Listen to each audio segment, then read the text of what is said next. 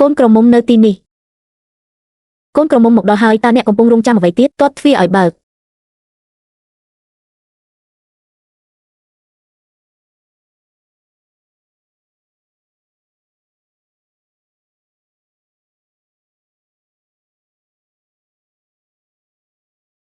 ដូច្នេះអ្នកគឺជាកូនកំឡោះ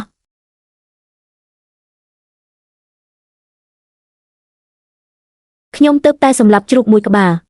ខ្ញុំមិនទាន់មានពេលផ្លាស់ប្ដូរទេអូទេគ្រោះមហន្តរាយអ្វីម្លេះដែលអ្នកទាត់ក្រេស្នែងខុស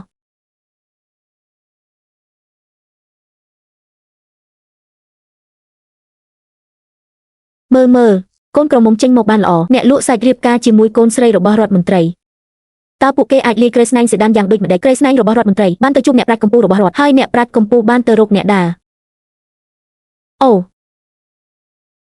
មែនហើយវាជាកំហុសរបស់យើងពិធីមង្គលការគឺងឹតតងល់ពួកគេបានអង្គុយលើកៅអីសេដានខុសខ្ញុំនឹងឲ្យអ្នកត្រឡប់ទៅអចលនទ្រព្យខាត់តវិញភ្លាមយើងបានបំផ្លាញពេលវេលារបស់អ្នកយើងអានក្បាលសុំទោសកុំប្រាប់ខ្ញុំចែកសាច់ដុំក្លិនឈាមនៅទីធ្លាខ្វក់ដូច្នេះនេះជាកន្លែងដែលខ្ញុំបញ្ចប់កូនស្រីរបស់រដ្ឋមន្ត្រីបានរៀបការជាមួយអ្នកលក់សាច់ទីបំផុតស្ថានសួគ៌បានបើកភ្នែករបស់វាហើយជនជាតិស្កុតឡេនពិតជាអាម៉ាស់ណាស់នោះជាការคล้ายៗតើអ្នកបានឬទេរត់ជ្រុងក៏បានកូនក្រមុំខុសដែរនៅពេលដែលអ្នកប្រាជ្ញកម្ពុជាបានឃើញអ្នកដែលនៅលើកៅអីនោះហើយប្រែជាពណ៌បៃតងខ្ញុំនឹងទៅបដូរជាមួយអ្នកប្រាជ្ញកម្ពុជាចាំសិនមែនហើយយ៉ាងម៉េចដែរកៅអីសេដានទាំងពីរត្រូវបានដឹកជញ្ជូនរួចរាល់សូម្បីតែទានអាពាហ៍ពិពាហ៍ក៏ត្រូវបានដឹកដែរទោះឥឡូវនេះវានឹងធ្វើឲ្យគ្រួសារទាំងពីរខ្មាស់អៀន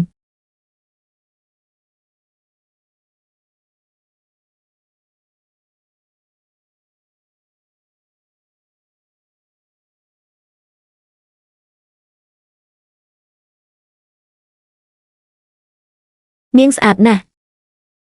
គ្រាន់តែមើលនាងគឺជាការប្រមាថមួយ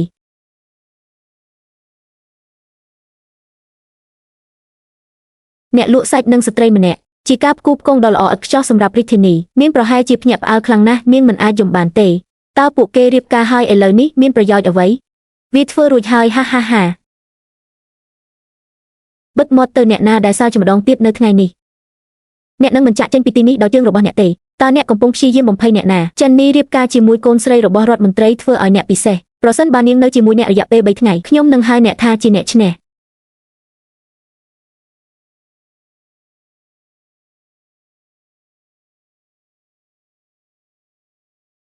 កុំខ្លាចអីនេះជាកំហុសរបស់គ្រួសារយើងខ្ញុំនឹងទទួលខុសត្រូវតើអ្នកចង់បានអ្វីវាជាការសម្រេចចិត្តរបស់អ្នក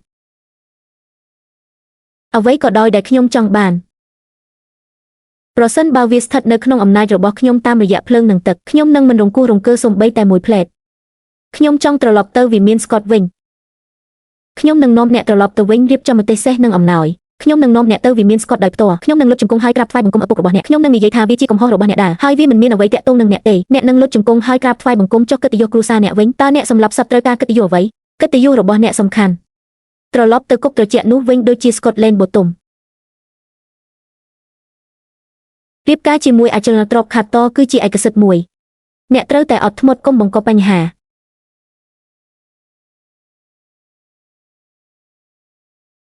ខ្ញុំបានរស់នៅអស់រយៈពេល17ឆ្នាំហើយខ្ញុំបានសិក្សាខ្ញុំបានរៀនសិល្បៈខ្ញុំបានរៀនសីលធម៌ខ្ញុំបានរៀនសាបព្រោះនិងគ្រប់គ្រងផ្ទះ17ឆ្នាំតែម្នាក់ឯងហើយសម្រាប់អ្វី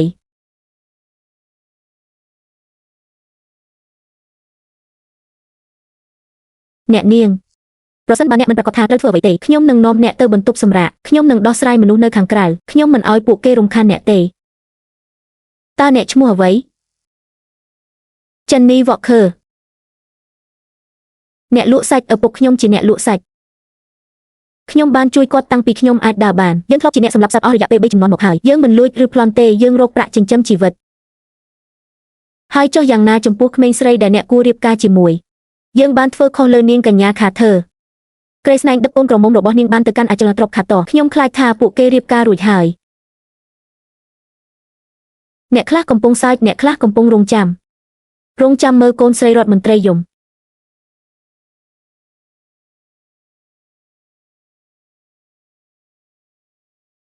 ថ្ងៃនេះជាថ្ងៃរៀបការរបស់ខ្ញុំអរគុណអ្នកទាំងអស់គ្នាដែលបានមកអបអរសាទរអ្នកដើរបានរៀបចំពិធីជប់លៀងមួយបើអ្នកមិនប្រកាន់ទេចូលមកផឹកស្រាសិនទៅតើនាងនិយាយអ្វី តើខ្ញុំមានត្រូវទេកូនស្រីរបស់រដ្ឋមន្ត្រីពិតជារៀបការជាមួយអ្នកលក់សាច់នេះមែនតើនាងឈួតទេគាត់កំពុងបំផ្លាញកេរ្តិ៍ឈ្មោះរបស់នាង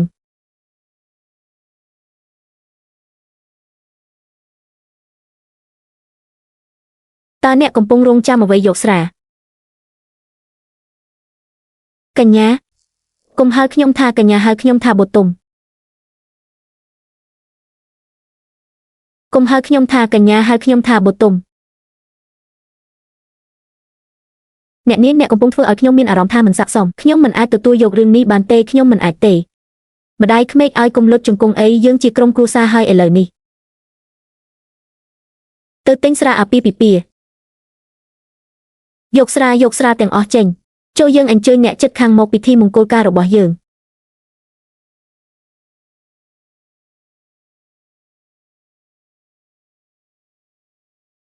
អូអ្នកនាងតើអ្នកពិតជាសុខចិត្តរងទុក្ខជាមួយមនុស្សអាក្រក់នេះមែនទេ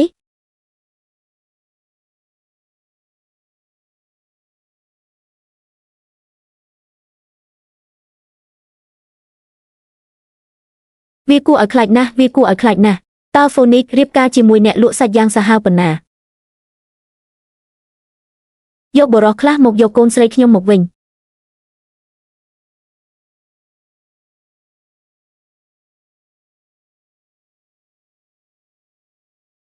មើលចុះវាគឺជាវិមានស្កតខ្ញុំដឹងវាតាមវិមានស្កតនិងមិនអនុញ្ញាតឲ្យអ្នកសម្លាប់នោះរួចខ្លួនឡើយពួកគេនៅទីនេះដើម្បីអូសនាងត្រឡប់មកវិញដោយកម្លាំងបើកផ្លូវឲ្យវិមានស្កតមកដល់ទីនេះដើម្បីទៅយកនរណាម្នាក់ដូច្នេះអ្នកគឺជាអ្នកលក់សាច់ចិននេះវ៉កគឺខ្ញុំជាអ្វីដែលអ្នកចង់បានម្ចាស់ខ្ញុំបាននិយាយទី2កញ្ញាបូទុមត្រូវត្រឡប់ទៅផ្ទះវិញភ្លាមអ្នកនាងសំណាងរបស់អ្នកណាស់ឪពុកខ្ញុំរងចាំយូរហើយគាត់អាចទេហាហាទី2កញ្ញាស្កតម្ចាស់របស់ខ្ញុំនិយាយព្រឹត្តិការណ៍ថ្ងៃនេះគឺជាការយល់ច្រឡំដ៏គួរឲ្យភ័យខ្លាចមួយប្រទេសរួចរាល់ហើយសូមត្រឡប់ទៅផ្ទះវិញ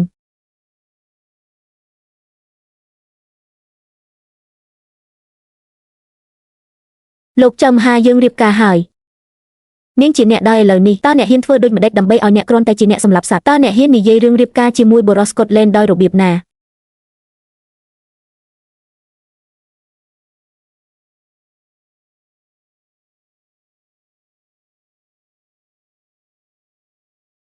អ្នកមានសំណាងហើយចិននេះវ៉កខឺប៉ុន្តែអ្នកមិនស័ក្តិសមនឹងជីវិតនេះទេ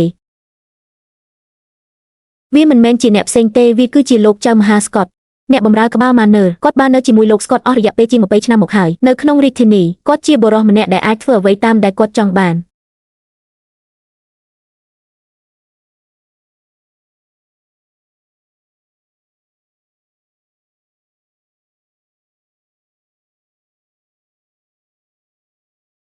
ឪពុកខ្ញុំបានចាត់អ្នកឲ្យមកយកខ្ញុំមកវិញលោកស្កតនិយាយថាថ្ងៃនេះគ្រាន់តែជាការយល់ច្រឡំប៉ុណ្ណោះត្រឡប់មកផ្ទះវិញមុនគេយើងអាចពិភាក្សាអំពីអ្វីដែលនៅសល់នៅពេលក្រោយពិភាក្សាវានៅពេលក្រោយហើយតើយើងនឹងពិភាក្សាវាដោយរបៀបណាមែនហើយតើយើងនឹងពិភាក្សាវាដោយរបៀបណា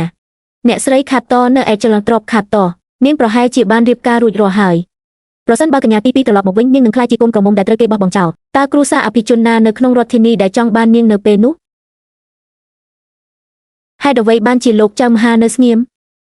តើឪពុកខ្ញុំមានគម្រោងអ្វីសម្រាប់ខ្ញុំនោះអាស្រ័យលើលោកស្កតអ្នកស្រីទី2ហ៊ានហេតុអ្វីបានជាវាគួរឲ្យខ្លាចជាងរបស់លោកស្កតលោកចៅមហាអ្នកបានបម្រើពុកខ្ញុំអស់រយៈពេលជាង20ឆ្នាំហើយឆ្នាំដែលអ្នកបានមើលខ្ញុំធំឡើងបើខ្ញុំត្រឡប់ទៅជាមួយអ្នកវិញថ្ងៃនេះតើឪពុកខ្ញុំនឹងធ្វើអ្វីជាមួយខ្ញុំតើគាត់នឹងបញ្ជូនខ្ញុំទៅវត្តដើម្បីអធិស្ឋានទេឬរៀបការជាមួយខ្ញុំជាមួយមនុស្សចម្លែកម្នាក់នៅឆ្ងាយមិនដែលត្រឡប់ទៅរាជធានីវិញឡើយ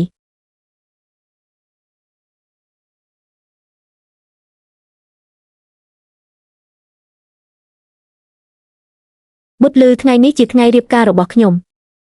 ក្រេស្នែងរបស់អ្នកខុសខ្ញុំទទួលស្គាល់ហើយតែឥឡូវនេះនាងបានចូលមកក្នុងផ្ទះខ្ញុំហើយយើងបានរៀបការហើយនាងជាប្រពន្ធរបស់ខ្ញុំអ្នកចង់យកនាងតើអ្នកបានសួរប្តីរបស់នាងទេអ្នកគ្រាន់តែជាអ្នកលក់សាច់ដែលមានក្លិនសាច់ជ្រូកហើយអ្នកហ៊ានព្រានប្រដៅគ្រួសារស្កុតហឺមខ្ញុំរកលុយចិញ្ចឹមជីវិតខ្ញុំមិនលួចឬប្លន់ទេខ្ញុំប្រហែលជាមិនពូកែដូចអ្នកទេប៉ុន្តែបើអ្នកចង់យកប្រពន្ធខ្ញុំអ្នកនឹងត្រូវឆ្លងកាត់ខ្ញុំតើអ្នកគំរាមកំហែងខ្ញុំមែនទេមិនមែនជាការគំរាមកំហែងទេគ្រាន់តែជាហេតុផលប៉ុណ្ណោះ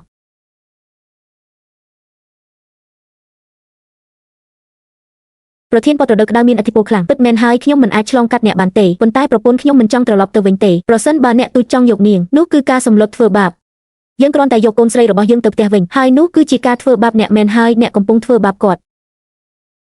ចូលនិយាយត្រូវអ្នកមិនអាចធ្វើបាបមនុស្សបានទេនាងមិនបាននិយាយថានាងចង់ចាក់ចេញទេតើអ្នកមានសិទ្ធិអ្វីទៅចាប់នាងចុះបើអ្នកមកពីស៊ុបអឺមែនវិញអ្នកគិតថាអ្នកអាចចាប់ជំរិតស្ត្រីម្នាក់នៅកណ្ដាលថ្ងៃកុំបារម្ភអីចូលផ្លូវហាម៉ូនីទាំងអស់នឹងគ្រប់គ្រងអ្នកលោកហ្វុនឆោ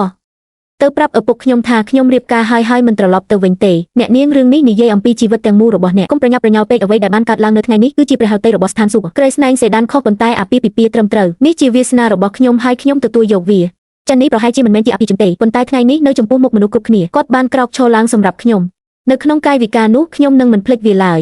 អ្នកអាចទៅប្រាប់ឪពុកខ្ញុំថាក្នុងរយៈពេល2 3ថ្ងៃទៀតខ្ញុំនឹងនាំស្វាមីខ្ញុំមកគោរពគាត់កូនប្រសារនេះឃាតករឈួតម្នាក់នេះតើវាអាចទៅរួចដោយរបៀបណា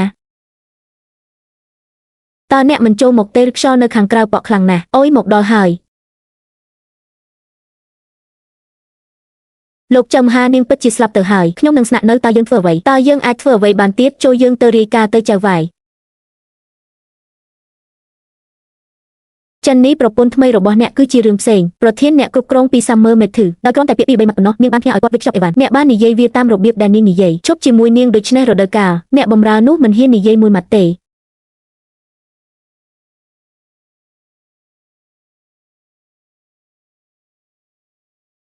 ចិននេះអ្នកជាឆ្កែសំណាងអ្នកប្រកាសជាឈ្នះរង្វាន់ធំជាតិផតដើម្បីរៀបការជាមួយនារីដូចនាងអ្នកពិតជាមានសំណាងណាស់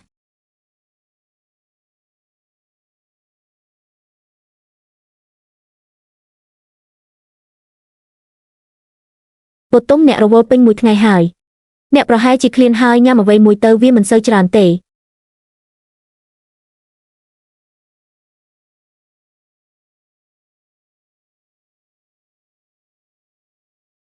ហេតុអ្វីបានជាអ្នកឈរនៅឆ្ងាយម្លេះខ្ញុំទើបតែបញ្ចប់ការងារ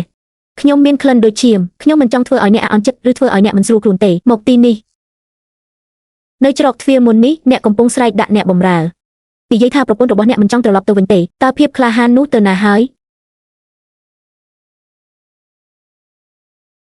ចូលនៅទីនេះ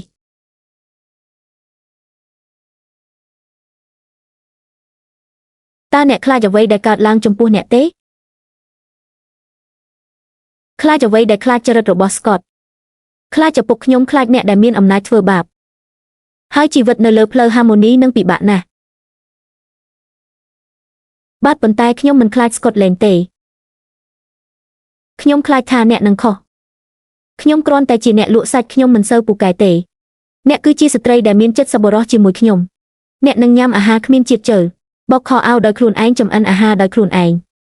ហើយពេលអ្នកចេញទៅក្រៅពាក្យចាំអារ៉ាមនឹងចង្អុលទៅអ្នកហើយខ្សឹបខ្សៀវខ្ញុំខ្លាចថាអ្នកមិនអាចទទួលយកវាបានទេប៉ុន្តែប្រសិនបើអ្នកពិតជាចង់និយាយថាខ្ញុំចិននេះវ៉កខឺស្បោះនឹងគាត់ថាខ្ញុំនឹងលះបង់ជីវិតរបស់ខ្ញុំដើម្បីប្រព្រឹត្តចំពោះអ្នកឲ្យបានត្រឹមត្រូវរាល់លុយកាក់ដែលខ្ញុំរកបានគឺជារបស់អ្នកទាំងអស់រាល់ខំដែលខ្ញុំញ៉ាំខ្ញុំនឹងចែករំលែកជាមួយអ្នកបើមានអ្នកណាហ៊ានធ្វើបាបអ្នកខ្ញុំនឹងប្រយុទ្ធជាមួយពួកគេរហូតដល់ស្លាប់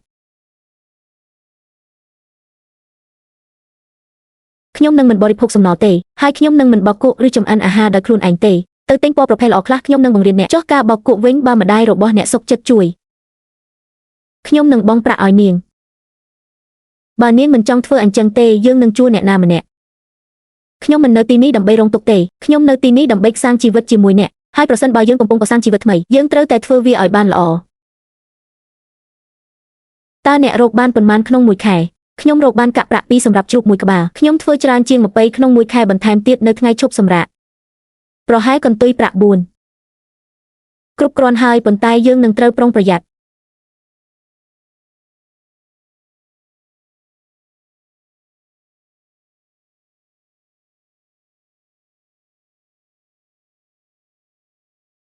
អ្នកពិតជាមានសំណាងណាស់ដែលអ្នកបានខិតខំធ្វើការយ៉ាងខ្លាំងម្ដាយរបស់អ្នកមានចិត្តល្អហើយអ្នកក៏ដូចគ្នាដែរពុទុំហេតុអ្វីបានជាលើកឡើងរឿងនេះភ្លាមចិននេះខ្ញុំមិននៅទេព្រោះខ្ញុំគ្មានកន្លែងផ្សេងទៀតត្រូវទៅខ្ញុំនៅព្រោះខ្ញុំឲ្យតម្លៃអ្នកនៅពេលដែលអ្នកឈរនៅមាត់ទ្វារថ្ងៃនេះហើយការពារខ្ញុំ ហើយបានប្រាប់ Scotman ឬ Stewart ថាខ្ញុំជាប្រពន្ធរបស់អ្នកខ្ញុំបានដឹងរឿងនោះ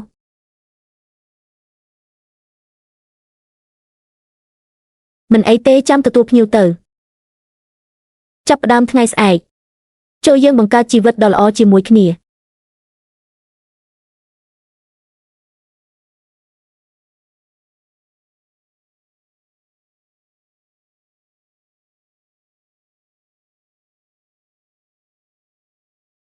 ល្អប្រសិន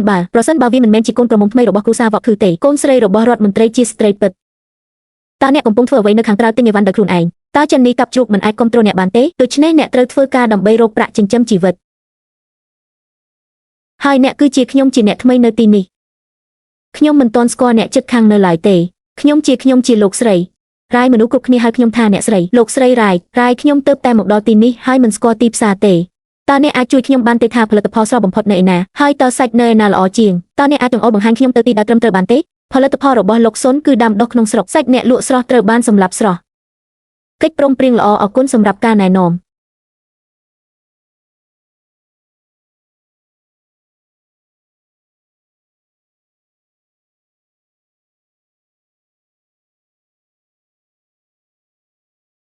អ្នកនាងទេអ្នកស្រីវ៉កខឺនោះនឹងក្លាយជា5ទង់ដែងអរគុណលោកសុនអរគុណ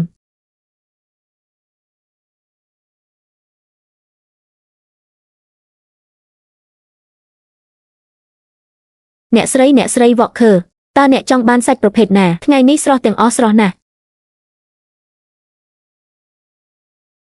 សាច់ជ្រូកប្រៃនេះតម្លៃប៉ុន្មានទង់ដែង12ផោនអ្នកស្រីតើអ្នកចង់បានប៉ុន្មានខ្ញុំនឹងកាត់ជូនអ្នកតាមចំនួនណាក៏បានសូម1ផោនហើយសូមកាត់វាឲ្យស្មើគ្នា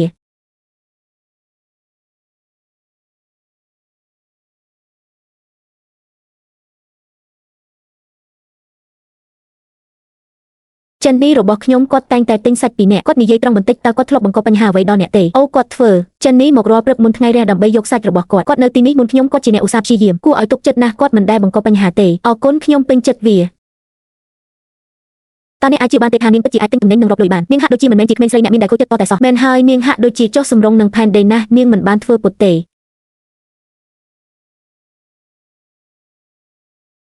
អ្នកលក់កំពុកសណ្ដែកតើកូនស្រីរបស់រដ្ឋមន្ត្រីបាននិយាយអ្វីទៅកាន់អ្នក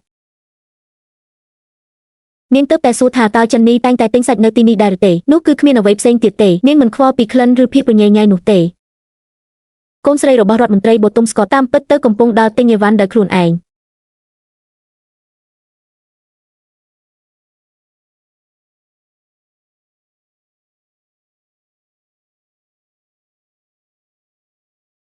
បូទុំតើអ្នកកំពុងរង់ចាំអ្វីលាងសម្អាតខ្លួនសម្រាប់អាហារពេលល្ងាច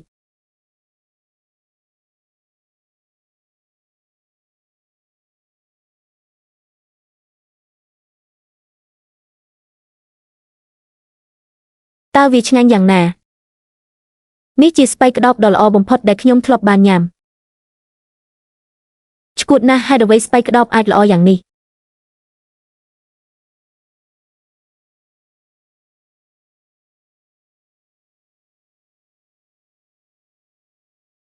បូទុំគ្រាន់តែអង្គុយចុះអ្នកមិនចាំបាច់លាងចានទេខ្ញុំនឹងធ្វើវា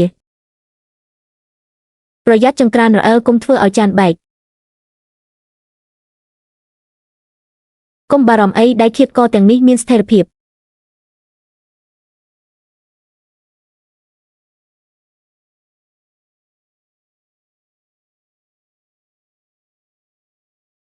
ក្បួនដ៏តឹងរ៉ឹងមួយដ៏អស្ចារ្យម្ដាយរបស់ខ្ញុំត្រូវបានជាប់នៅក្នុងជញ្ជាំងទាំងនោះរហូតដល់គាត់ស្លាប់ខ្ញុំមិនចង់រស់នៅបែបនោះទេអាកាសធាតុត្រជាក់ខ្លាំងហេតុអ្វីអ្នកមិនពាក់អាវក្រៅ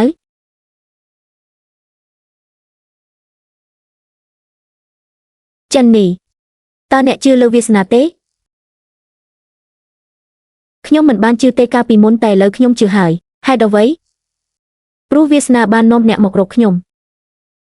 គ្រាន់តែជាអ្នកលក់សាច់ម្នាក់ហេតុអ្វីខ្ញុំអាចមានសំណាងម្លេះនោះស្អាតណាស់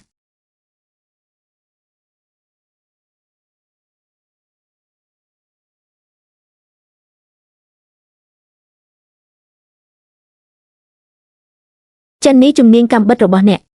គ្មានអ្នកណាផ្សេងនៅលើផ្លូវនេះដូចអ្នកទេមើលចិននេះវក់គឺគាត់ពិតជាសំណាងណាស់ហាហាហាខ្ញុំនឹងស្នាក់នៅទីនេះជាមួយប៉ែតូចរបស់ខ្ញុំនិងប្រពន្ធរបស់ខ្ញុំគ្រប់គ្រាន់ហើយឥឡូវនេះនៅផ្ទះប្រពន្ធខ្ញុំជាអ្នកសម្រេចផ្ទះចៅមហាជំពាក់បំណុលពីរយ៉ាងអ្នកលក់សាច់នៅផ្សារខាងលិចកំពុងកាត់បន្ថយតម្លៃហើយមិនមែនមួយកាក់ទេអ្នកណានៅទីនោះតើអ្នកកំពុងធ្វើអ្វីនៅមាត់ទ្វារខ្ញុំ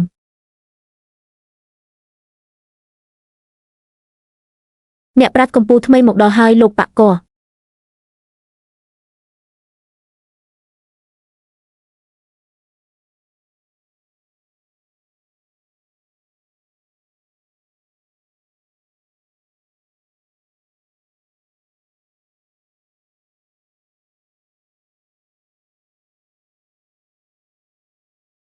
អ្នកគឺជាចិននេះវ៉កគឺទេ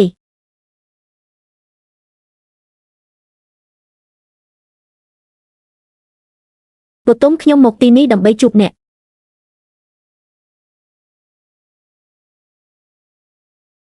តើនោះពិតជាអ្នកប្រាជ្ញកម្ពុជាថ្មីមែនទេវីលៀមខាធើតើគាត់កំពុងធ្វើអ្វីនៅទីនេះអូមានអ្វីទៀតគាត់នៅទីនេះសម្រាប់ថ្ងៃវាលស្រែរបស់គាត់ជាការពិតណាស់អូនេះជាអ្នកសម្លាប់សត្វដែលមានទ្រព្យសម្បត្តិច្រើនទល់នឹងអ្នកប្រាជ្ញកម្ពុជានេះនឹងល្អបតុមខ្ញុំត្រូវនិយាយជាមួយអ្នកបតុមអ្នកស្រកទម្ងន់ហើយខ្ញុំរវល់ខ្លាំងណាស់ក្នុងខែកន្លងមកនេះសាលានេះធ្វើឲ្យខ្ញុំរវល់ទីបំផុតខ្ញុំមានពេលជួបអ្នកហើយតើអ្នកសុខសប្បាយជាទេ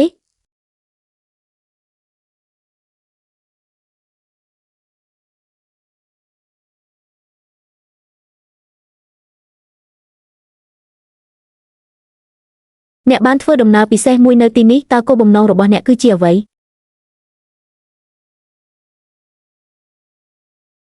អ្នកប្រាជ្ញកម្ពុជារវល់ខ្លាំងណាស់ទៅលេងអ្នកស្គាល់គ្នាដែលមានសំណាងមិនល្អ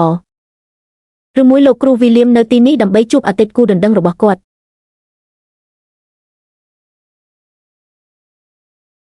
បតុមខ្ញុំដឹងថាអ្នកខឹងថ្ងៃនោះគ្រាន់តែជាកំហុសរបស់អ្នកបម្រើរបស់យើងប៉ុណ្ណោះអាប់ក្រាស់បណ្ដាលឲ្យមានកំហុសប៉ុន្តែខ្ញុំមិនបានដេកមួយខែទេខ្ញុំបានខិតខំរកវិធីសម្រាប់អ្នកហើយវិធីមួយដែលខ្ញុំបានសាកសួរនៅក្រសួងពិធីនៅផ្ទះនៃសេចក្តីសប្បុរសប្រសិនបើត្រូវបានគ្រប់គ្រងឲ្យបានត្រឹមត្រូវនៅតែមានវិធីមួយដើម្បីជួសជុលការចូលរួមនេះវិធីដើម្បីជួសជុលវាតើវាមានន័យយ៉ាងណាអ្នកប្រាជ្ញកម្ពុជាចង់បានប្រពន្ធរបស់គាត់មកវិញមែនទេនេះនឹងក្លាយជាការសម្ដែងមួយអ្នកលក់សាច់នោះមិនអាចរក្សាហ្វូនីកពណ៌មាសរបស់គាត់បានទេគ្រាន់តែនិយាយថាចាស់យប់នេះហើយខ្ញុំនឹងនាំអ្នកទៅឥឡូវនេះអ្នកនឹងមិនចាំបាច់រងទុក្ខវេទនាក្នុងជីវិតធម្មតានេះម្ដងទៀតទេ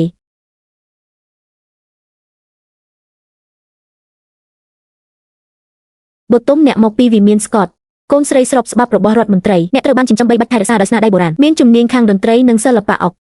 អ្នកគួរតែរស់នៅក្នុងវិមានដ៏អស្ចារ្យមួយស្លៀកពាក់មាសនិងប្រាក់មិនជាប់កង់ជាមួយអ្នកសម្លាប់សត្វដែលមានក្លិនស្អុយរស់នៅជីវិតដ៏អាម៉ាស់នេះអ្នកប្រាជ្ញកម្ពុជានោះពិតជាខូខើណាស់ចិននេះរកប្រាក់ចំណូលបានអ្វីដែលគួរឲ្យខ្មាស់អៀនណាស់អំពីរឿងនោះគាត់ជាតារាសិក្សាគាត់មើលងាយអ្នកលក់សាច់កញ្ញាស្កតមានជំរឿដ៏លំបាកមួយ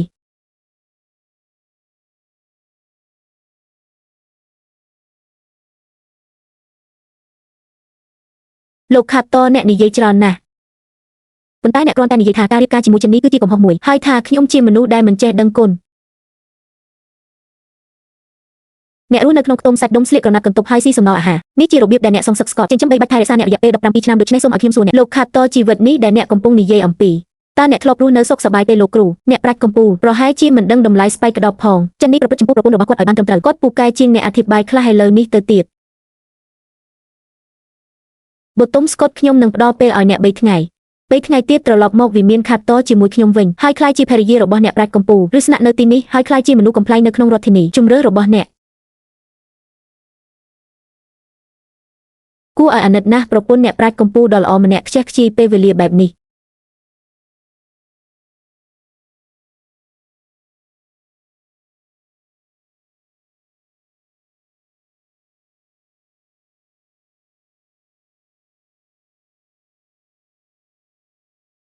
បតុមវាជាកំហុសរបស់យើងទាំងអស់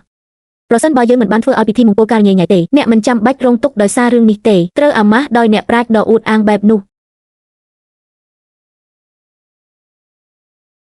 ម៉ាក់វាមិនមែនជាកំហុសរបស់អ្នកទេខ្ញុំបានជ្រើសរើសផ្លូវនេះខ្ញុំមិនត្រូវបានគេធ្វើបាបទេ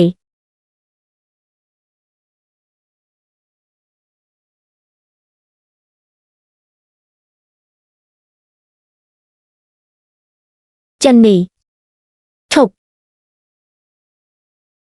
បទទី1ខ្ញុំស្រមុកខ្ញុំមិនចង់រំខានអ្នកទេខ្ញុំនឹងដេកនៅក្នុងព្រៃវាក្តៅមិនមែនត្រជាក់ទេខ្ញុំមានសំណួរចាប់តាំងពីលោក William Carter ចាក់ចេញអ្នកមិនទាន់បាននិយាយពីអ្វីដែលនៅក្នុងចិត្តរបស់អ្នកនៅឡើយទេបទខ្ញុំគ្មានប្រយោជន៍ទេខ្ញុំបរាជ័យក្នុងការការពារអ្នកអនុញ្ញាតឲ្យអ្នកត្រូវបានអាម៉ាស់បែបនេះបទបើអ្នកចង់ចាក់ចេញខ្ញុំនឹងមិនបញ្ឈប់អ្នកទេ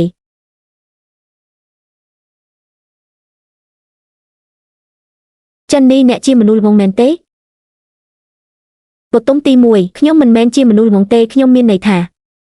ប្រសិនបើអ្នកចង់ត្រឡប់ទៅការបរិច្ឆេទរបស់ខាតវិញខ្ញុំនឹងយកអ្នកដោយខ្លួនឯងដោយគ្មានការត្អូញត្អែសូម្បីតែមួយសូមឲ្យខ្ញុំសួរអ្នករាល់គ្នាអំពីភាពប្រណីតដែល William Carter បានលើកឡើងចរិតដ៏អស្ចារ្យតើអ្នកគិតថាខ្ញុំរៀបការជាមួយ Scott ពិតជាខ្វល់មែនទេខ្ញុំបានរស់នៅវិមាន Scott អស់រយៈពេល17ឆ្នាំខ្ញុំបានឃើញភាពប្រណីតគ្រប់ប្រភេទខ្ញុំធ្លាប់រស់នៅក្នុងវិមានដ៏អស្ចារ្យគ្រប់ប្រភេទប៉ុន្តែថ្ងៃទាំងនោះនៃច្បាប់តឹងរ៉ឹងខ្ញុំមិនដែលសប្បាយចិត្តទេខ្ញុំមិននៅទេព្រោះខ្ញុំគ្មានជម្រើសវាមិនមែនជាការស្រមើស្រមៃដែលកន្លងផុតទៅទេហើយខ្ញុំមិននៅទីនេះដោយសារតែខ្ញុំត្រូវបានបង្ខំទេខ្ញុំបានជ្រើសរើសអ្នកសម្រាប់អ្នកដែលអ្នកជាខ្ញុំបានជ្រើសរើសអ្នកដោយសារតែភាពក្លាហានរបស់អ្នកក្នុងការក្រោកឈរឡើងនិងការពារខ្ញុំបានជ្រើសរើសអ្នកដោយសារតែរកប្រាក់ចិញ្ចឹមជីវិតដោយស្មោះត្រង់មិនលួចមិនបោកប្រាស់ចរិតស្មោះត្រង់របស់អ្នកបទុមតើអ្នកធ្ងន់ធ្ងរទេអ្នកពិតជាមិនប្រកាន់ទេថាខ្ញុំជាអ្នកសម្លាប់សត្វសូមឲ្យខ្ញុំសួរអ្នកម្ដងទៀតចិននេះតើអ្នកទុកចិត្តខ្ញុំទេខ្ញុំជឿជាក់លើអ្នកគ្រប់យ៉ាងខ្ញុំថែមទាំងអាចលះបង់ជីវិតរបស់ខ្ញុំដល់អ្នកទៀតផងល្អហេតុអ្វីខ្ញុំចង់បានជីវិតរបស់អ្នកទៅសម្អាតសាច់ជ្រូកដែលនៅសល់ក្នុងទីធ្លាព្រឹកស្អែកយើងនឹងទៅផ្សារជ្រូកយើងមានអាជីវកម្មដែលត្រូវធ្វើ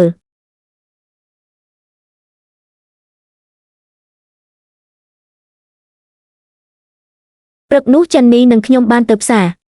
មនុស្សទាំងនេះមិនរស់រាយរាក់ទាក់ដូចដែលពួកគេហាក់ដូចជាទេតើពួកគេបានបោកប្រាស់ចិននីប៉ុន្មានហើយបទុមនៅទីនេះមានក្លិនស្អុយហើយវាខ្វក់ណាស់ទៅរងចាំនៅទុកតែខ្ញុំនឹងទៅជាមួយអ្នកពេលខ្ញុំរួចរាល់មិនចាំបាច់ទេខ្ញុំត្រូវមើលទីផ្សារដោយខ្លួនឯងដើម្បីស្វែងរកតម្លៃមូលដ្ឋានរបស់យើងហាសួស្ដីចិននេះថ្ងៃនេះអ្នកបាននាំប្រពន្ធរបស់អ្នកមកដូចរាល់ដងដែរជ្រូកធាត់20ក្បាលក្នុងតម្លៃធម្មតាតម្លៃធម្មតាហើយតើតម្លៃធម្មតាដែលអ្នកគិតថ្លៃនេះជាអ្វីចិននេះក្នុងមួយផោន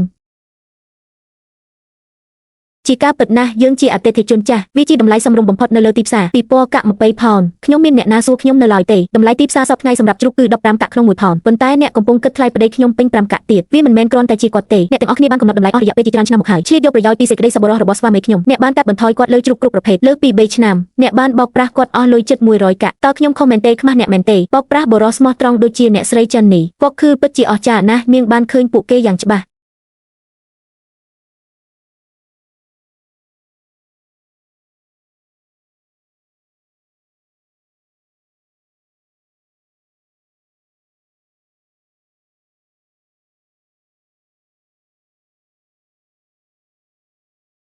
ចិននេះអ្វីដែលនាំបរិសុំមានញឹកដូចអ្នកចេញទៅជន់បត់អ្វីដែលនាំអ្នកមកកន្លែងខ្ញុំនៅថ្ងៃនេះលោកសុននេះជាប្រពន្ធរបស់ខ្ញុំនាងជាអ្នកដែលបាននាំខ្ញុំមកទីនេះនៅថ្ងៃនេះយើងចង់ពិភាក្សាអំពីកិច្ចព្រមព្រៀងរយៈពេលវែងលោកសុនខ្ញុំនឹងនិយាយត្រង់ទៅស្វាមីខ្ញុំចិននីវ៉កខឺបើកហាងលក់សាច់មួយនៅលើផ្លូវ Harmony អ្នកដឹងពីកេរ្តិ៍ឈ្មោះរបស់គាត់ខ្ញុំបានកញ្ញារួចរាល់ហើយយើងត្រូវការជួបគ្រូចំនួន20ក្បាលក្នុងមួយខែនិងទ្វេដងសម្រាប់ថ្ងៃឈប់សម្រាកយើងចង់រំលងអន្តរការីដែលទទួលបានប្រាក់ចំណេញពីទីផ្សារហើយធ្វើពាណិជ្ជកម្មដោយផ្ទាល់ជាមួយអ្នកយើងនឹងយកវាក្នុងអត្រាថេរ14កាក់1ផោនយើងនឹងបង់ប្រាក់ប្រចាំខែហើយយើងនឹងមិនដែលយឺតយ៉ាវឡើយប្រសិនបើយើងបំពេញកិច្ចសន្យាវានឹងត្រូវបានសរសេរជាលាយលក្ខណ៍អក្សរយើងនឹងបង្កើនការខាតបង់របស់អ្នកទ្វេដងលោកសុនអស្ចារ្យណាស់ដោយភាពស្មោះត្រង់របស់អ្នកស្រីគាត់ឃើញខ្ញុំមិនអាចក្រអឺតក្រទមបានទេថ្ងៃស្អែកខ្ញុំនឹងឲ្យជ្រូកដឹកដល់ផ្ទះរបស់អ្នកតើវាស្ដាប់ទៅដូចម្ដេចដែរដែលអ្នកជាអ្នកបាញ់ត្រង់អ្នកនាងស្កតព្រោះអ្នកនាងពិតជាស្មោះត្រង់ណាស់គាត់ឃើញខ្ញុំនៅ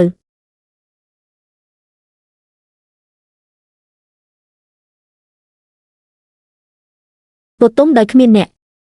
ខ្ញុំនឹងបានស្ថិតនៅក្នុងទីងឹតជារៀងរហូតត្រូវបានបញ្ឆោតដោយអ្នកសម្លាប់សត្វដ៏អាក្រក់ទាំងនោះខ្ជិះខ្ជាយលុយដែលរកបានដោយលំបាកច្រើនណាស់គុំល្ងងអីយើងជាក្រុមតែមួយនៅពេលដែលអាជីវកម្មរបស់អ្នកដំណើរការល្អជីវិតយើងនឹងកាន់តែប្រសើរឡើងមិនចាំបាច់អរគុណខ្ញុំទេព្រះអម្ចាស់របស់ខ្ញុំថ្ងៃនេះអ្នកស្រី Scott បាននាំចិននីវ៉កខឺទៅជន់បត់នាងបានប្រគល់កិច្ចព្រមព្រៀងជាមួយកសិដ្ឋានធំរបស់លោកសុននាងកំពុងទទួលបានតម្លៃទាបជាង Scott ដ៏អស្ចារ្យ នាងចូលចិត្តចរចាតម្លៃសាច់ជ្រូកជាងជាជាងត្រឡប់ទៅទ្រព្យសម្បត្តិរបស់ខ្ញុំវិញតើអ្នកនិយាយអ្វីទៅបូទុមស្កតមិនត្រឹមតែនាងមិនបានអង្វរខ្ញុំឲ្យយកនាងទៅទេនាងថែមទាំងបានជួយអ្នកសម្លាប់សត្វដែលមានជាតិខ្លាញ់នោះទទួលបានកិច្ចព្រមព្រៀងផ្គត់ផ្គង់មួយទៀតផងព្រះអម្ចាស់ឲ្យវាជាការពិតខ្ញុំបានឃើញកញ្ញាយ៉ងផ្ទាល់ការចុះហត្ថលេខាលើកិច្ចព្រមព្រៀងជាមួយស្ថានចិញ្ចឹមជ្រូករបស់លោកសុននាងបានបញ្ចុះតម្លៃ 30% ឥឡូវនេះពាក់កណ្ដាលនៃរដ្ឋធានីកំពុងនិយាយអំពីវាពួកគេនិយាយថាអ្នកដើរបានរៀបការជាមួយទេពធីតាលុយកាក់បូទុមស្កតជាស្ត្រីដ៏ល្អម្នាក់ខ្ញុំបានផ្ដល់ឱកាសឲ្យនាងប៉ុន្តែនាងជ្រើសរើសដួលនាងត្រូវតែការពារអ្នកលក់សាច់នោះហើយធ្វើឲ្យខ្ញុំអាម៉ាស់មុខលោក Carter ខ្ញុំមើលថាអ្នកបានទៅផ្លូវ Harmony កាលពីថ្ងៃមុនគ្រាន់តែត្រូវបានបដិសេធដោយគូដណ្ដឹងរបស់អ្នកផ្ទាល់ហើយអ្នកថែមទាំងចាញ់សត្វឥឆានដែលមានកម្មពិតទៀតផងតើនោះមិនមែនជាអ្វីមួយឥឡូវនេះទេតុលាការទាំងមូលដឹងរឿងនោះអ្នកប្រាសកម្ពុជាថ្មីបានព្យាយាមឈ្នះកូនក្រមុំរបស់គាត់មកវិញប៉ុន្តែចាញ់អ្នកលក់សាច់ធម្មតាវាជាកម្លាំងប្រវត្តិសាស្ត្រដ៏អស្ចារ្យមួយគួរឲ្យអស់សំណើចណាស់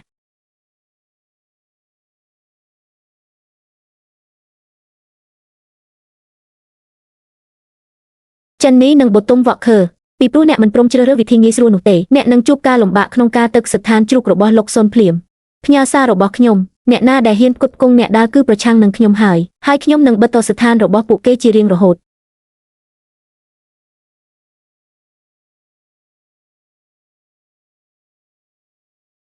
អូព្រះជាម្ចាស់ឲ្យវាជាគ្រោះមហន្តរាយមួយខ្ញុំសូមអភ័យទោសខ្ញុំសោកស្ដាយណាស់មានរឿងអ្វីបងប្រុស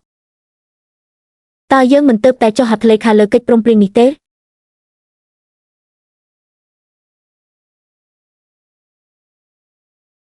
ក៏ស្ថានជ្រូកនេះទើបតែនិយាយពួកគេលែងអាចផ្គត់ផ្គង់ជ្រូកដល់យើងបានទៀតហើយសូម្បីតែកិច្ចសន្យាដែលយើងទើបតែចុះហត្ថលេខាឥឡូវនេះវាទេហើយ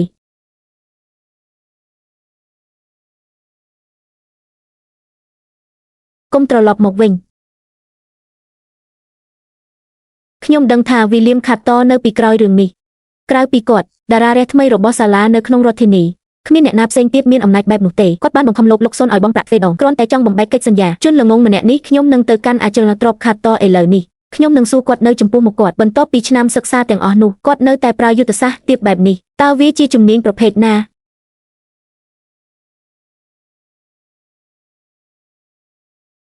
កុំទៅរកគាត់ឥឡូវនេះអ្វីដែលអ្នកត្រូវធ្វើគឺគ្រាន់តែបង្កឲ្យមានឈុតឆាកមួយអ្នកនឹងមិនយកជ្រូកមកវិញទេហើយអ្នកនឹងត្រូវបានដាក់ស្លាប់ថាជាអ្នកសម្លាប់សត្វធម្មតាចំពោះការប្រមាថមន្ត្រីម្នាក់នោះជាអ្វីដែលគាត់ចង់បាន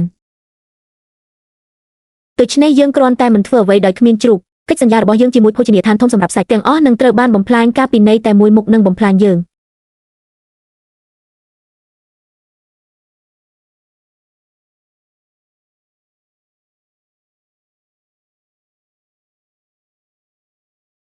មើលភូមិជុំវិញនេះ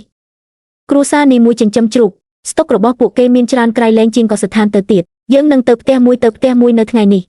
យើងនឹងផ្ដល់ជូនច្រើនជាងលោកសុនហើយបង់ប្រាក់ជាសាច់ប្រាក់ពួកគេនឹងតម្រង់ជួរដើម្បីលក់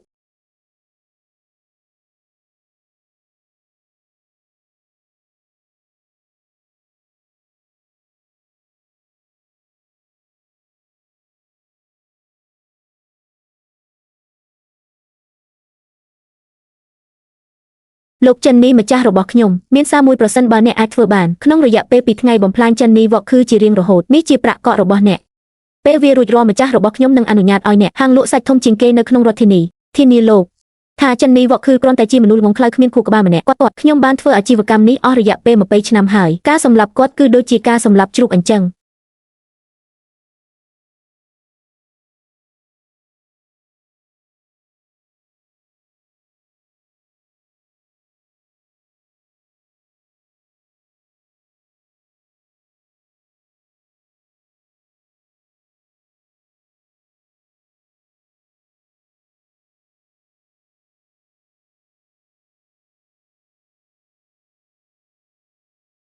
បទុមខ្ញុំនៅទីនេះ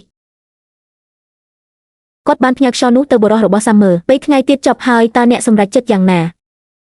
មើលភាពចលាចលនេះអ្នកប្រាជ្ញកម្ពុជាគាត់បាននាំពាណិជ្ជករធំទាំងអស់ចេញពីរាជធានីគាត់កំពុងព្យាយាមបំផ្លាញចិននេះវ៉កខឺបានរត់គេចខ្លួនយ៉ាងវេទនាប្រមូលជ្រូកពីភូមិខ្ញុំឆ្ងល់ថាតើគាត់អាចទប់ទល់នឹងអំណាចរបស់មន្ត្រីរូបនេះបានដែរឬទេ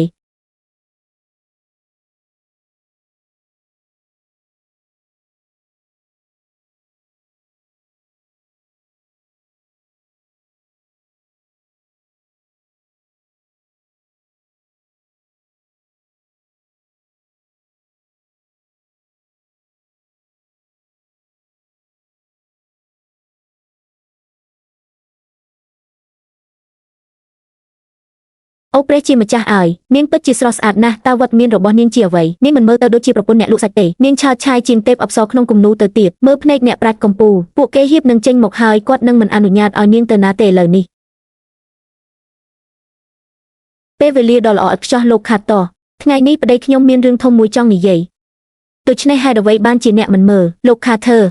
សូមមើលដោយខ្លួនឯងថាតើអាជីវកម្មដាំដុះផ្លូវនេះពិតជាដូចដែលអ្នកនិយាយមិនសមរម្យ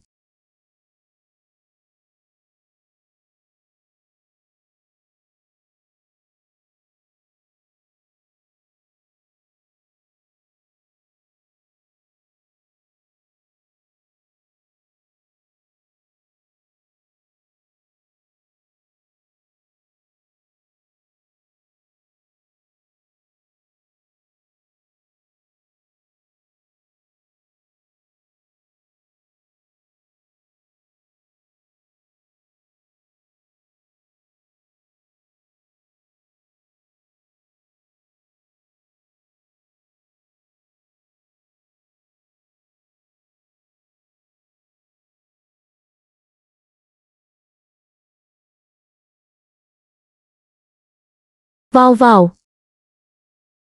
តើនេះអាចទៅរួចដោយរបៀបណា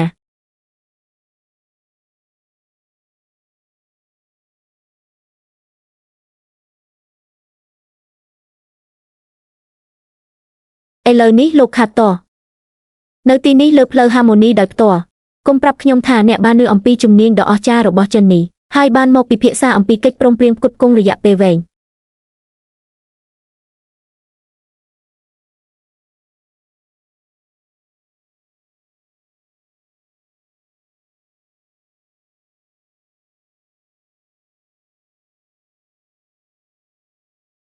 លោកខាតតពេលវេលាល្អឥតខ្ចោះខ្ញុំទើបតែចុះកិច្ចសញ្ញាជាមួយវិបុលភាពដ៏អស្ចារ្យនៅក្នុងការនាំមុខក្រុមហ៊ុនផ្ទះនិងប្រពុកដើមចុះកិច្ចព្រមព្រៀងផ្គត់ផ្គង់រយៈពេល3ឆ្នាំចាប់ពីពេលនេះទៅនៅក្នុងរាជធានីភោជនីយដ្ឋានកម្ពុជាភាគច្រើនហើយអ្នកលក់សាច់នឹងប្រើប្រាស់របស់ខ្ញុំសាច់ជ្រូកលំដាប់ខ្ពស់របស់វ៉កខឺនិងកូនដែលទទួលបានពីកសិករខ្នាតតូចទៅចិននីវ៉កខឺអ្នកលក់សាច់ក៏អាចក្លាយជាជើវាយធំដែរការថែទាំប្រាក់ដុល្លារកម្ពុជាដើម្បីចែករំលែកគំនិតរបស់អ្នក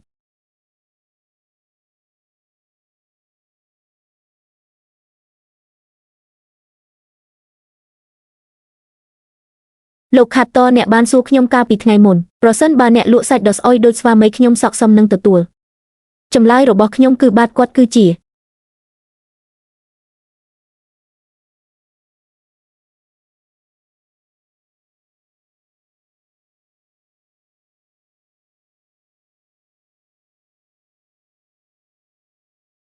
ចិននេះអ្នកពោពេញដោយការភ្ញាក់ផ្អើលសន្តាគារវិបុលភាពដ៏អស្ចារ្យនឹងការបញ្ជាទិញរបស់ផ្ទះវរៈជនអ្នកបានចុះចតពួកគេទាំងពីរឥឡូវនេះអ្នកលក់សាច់នៅផ្លូវហាម៉ូនីសុទ្ធតែពឹងផ្អែកលើអ្នកដើម្បីដឹកនាំផ្លូវអ្នកអាចនិយាយបែបនោះម្ដងទៀតអារម្មណ៍អាជីវកម្មរបស់កញ្ញាស្កតពិតជាមុតស្រួចមែនដោយគ្មាននាងអ្នកនៅតែត្រូវបោកប្រាស់ដោយពួកចោរទាំងនោះនៅផ្សារនៅតែញឹកកញ្ញាស្កតយើងជាស្ត្រីយើងខ្វាក់ភ្នែកណាស់យើងបាននិយាយរឿងអាក្រក់ជាច្រើននៅពីក្រោយខ្នងអ្នកសូមកុំយកវាមកពិចារណាទីបំផុតយើងឃើញហើយថាអ្នកគឺជាស្ត្រីដ៏អស្ចារ្យម្នាក់មិនមែនគ្រាន់តែជាស្ត្រីដ៏ទន់ភ្លន់ម្នាក់នោះទេអ្នកណាដឹងតែពីរបៀបបាក់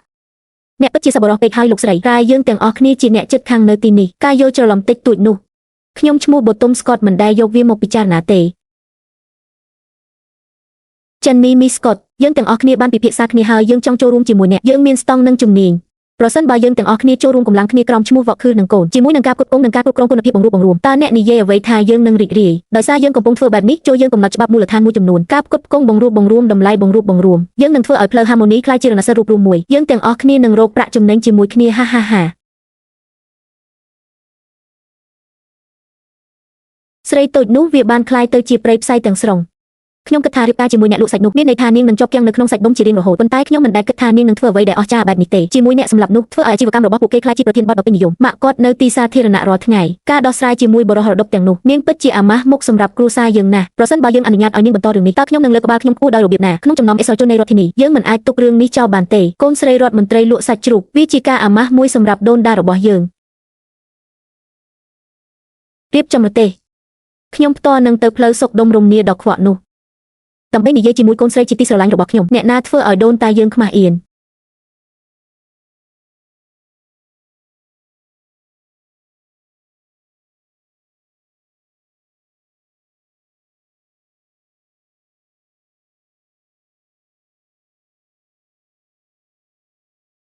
តើបូតុំស្កតណែណាតើសត្វតូចអាក្រក់នោះចេញទៅណាហើយ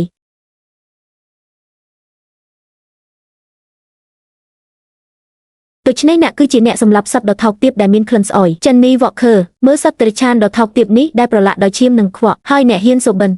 កូនស្រីជាទីស្រឡាញ់របស់រដ្ឋមន្ត្រីយើងអ្នកអាចជាភរិយារបស់អ្នកលោកកំពូលប៉ុន្តែអ្នកបានជ្រើសរើសមីលហ្វនេះប្រយុទ្ធជាមួយឈាមពណ៌ផ្កាឈូកនិងសាច់តើអ្នកមិនយល់ថាវាគួរឲ្យស្អប់ខ្ទមទេឪពុកនិងកិត្តិយសគ្រួសារ Scott អ្នកបានជន់ឈ្លីពួកគេទាំងអស់ចូលទៅក្នុងធូលីដី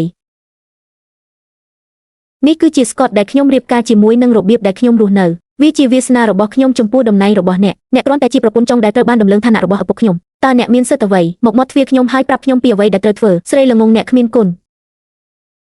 ខ្ញុំជាភរិយាស្របច្បាប់របស់ឪពុកអ្នកដែលធ្វើឲ្យខ្ញុំខ្លាចជាម្ដាយរបស់អ្នកពិតជាមិនគោរពនិងគ្មានភាពអៀនខ្មាសខ្ញុំនៅទីនេះថ្ងៃនេះដើម្បីអនុវត្តវិន័យរបស់គ្រួសារ Scott ខ្ញុំនាំអ្នកទៅផ្ទះដើម្បីបង្រៀនមេរៀនមួយដល់អ្នក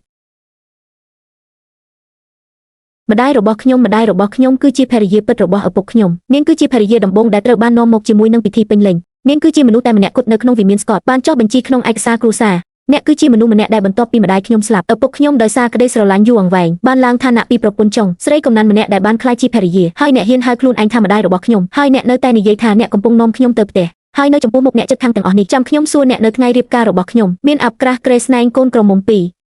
ហេតុអ្វីបានជាពួកគេបដូរដោយខុសនៅវត្តនៃទីក្រុងនៃព្រះខ្ញុំបានគិតវារួចហើយអ្នកបានចាប់វិមាន Scott ដោយសម្ងាត់អ្នករៀបចំពិធីមង្គលការដោយចេតនានៅក្នុងអាប់អ្នកបានបដូរនំ muffin ក្រេស្នែងសេដានអ្នកចង់បានកូនស្រីដ៏មានតម្លៃរបស់អ្នក Clara នឹងជំនួសកន្លែងខ្ញុំនៅឯចលនា Tropicana ហើយក្លាយជាភរិយារបស់អ្នកប្រាច់កំពូលភ្លាមតើខ្ញុំខុសមែនទេព្រះឲ្យនោះហើយជាអ្វីដែលបានកើតឡើងស្ត្រីនោះពិតជាអាក្រក់មែនមើលកូនស្រីរបស់នាងលាក់ខ្លួននៅពីក្រោយម្ដាយរបស់នាងដូច្នេះនាងកំពុងព្យាយាមលួចបុរសរបស់ប្អូនស្រីនាងស្ត្រីអាចខុសខើណាស់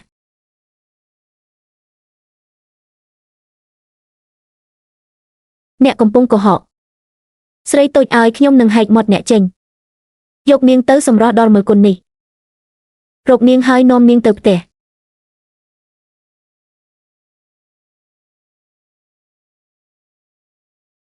អ្នកណាដែលប៉ះប្រពន្ធខ្ញុំនឹងធ្វើឲ្យប្រកាសថាពួកគេនឹងទុកអ្នកនៅលើទេរុនតើអ្នកកំសាកខ្លាចអ្វី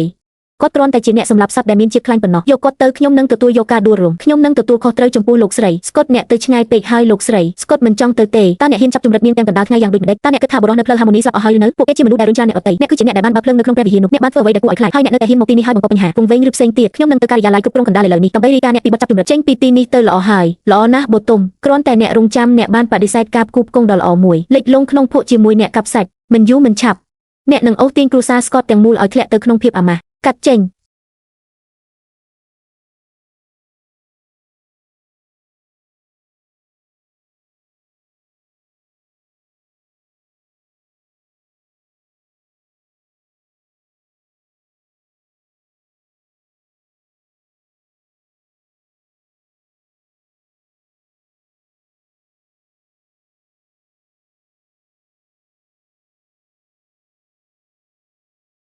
ខ្ញុំអាចធ្វើវាដោយខ្លួនឯងបានអ្នកបានធ្វើការពេញមួយថ្ងៃហើយអ្នកមិនចាំបាច់រងចាំខ្ញុំទេបូតុំសុំទោសដែលអ្នកខុសនៅថ្ងៃនេះវាជាកំហុសរបស់ខ្ញុំទាំងអស់ដែលធ្វើជាស្វាមីដែលគ្មានប្រយោជន៍នោះហើយជាមូលហេតុដែលស្ត្រីដ៏កាចសាហាវដូចជាលោកស្រី Scott អាចមកធ្វើបាបអ្នកនៅមាត់ទ្វាររបស់យើងគុំល្ងងអីតើនេះអាចជាកំហុសរបស់អ្នកដោយរបៀបណាខ្ញុំមិនខុសតតែសោះនៅថ្ងៃនេះឃើញអ្នកនឹងលោក Velo ការពារខ្ញុំបែបនោះវាធ្វើឲ្យបេះដូងខ្ញុំកក់ក្ដៅ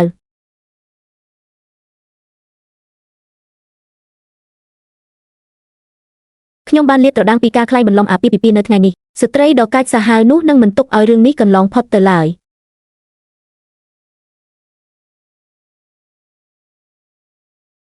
ចិននេះតើអ្នកមិនចង់ដឹងទេជីវិតរបស់ខ្ញុំនៅស្កុតឡែនពិតជាយ៉ាងណា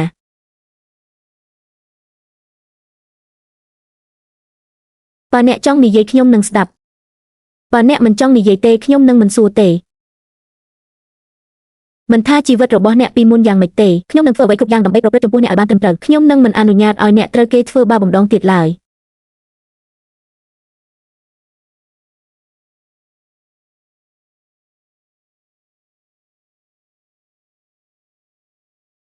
បទុមថ្ងៃនេះខ្ញុំបានទៅជាងប្រាក់ហើយតើរឿងនេះត្រូវបានធ្វើសម្រាប់អ្នកទេខ្ញុំបានឃើញក្មេងស្រីទាំងអស់ពាក់វាអ្នកគួរតែពាក់មួយដែរ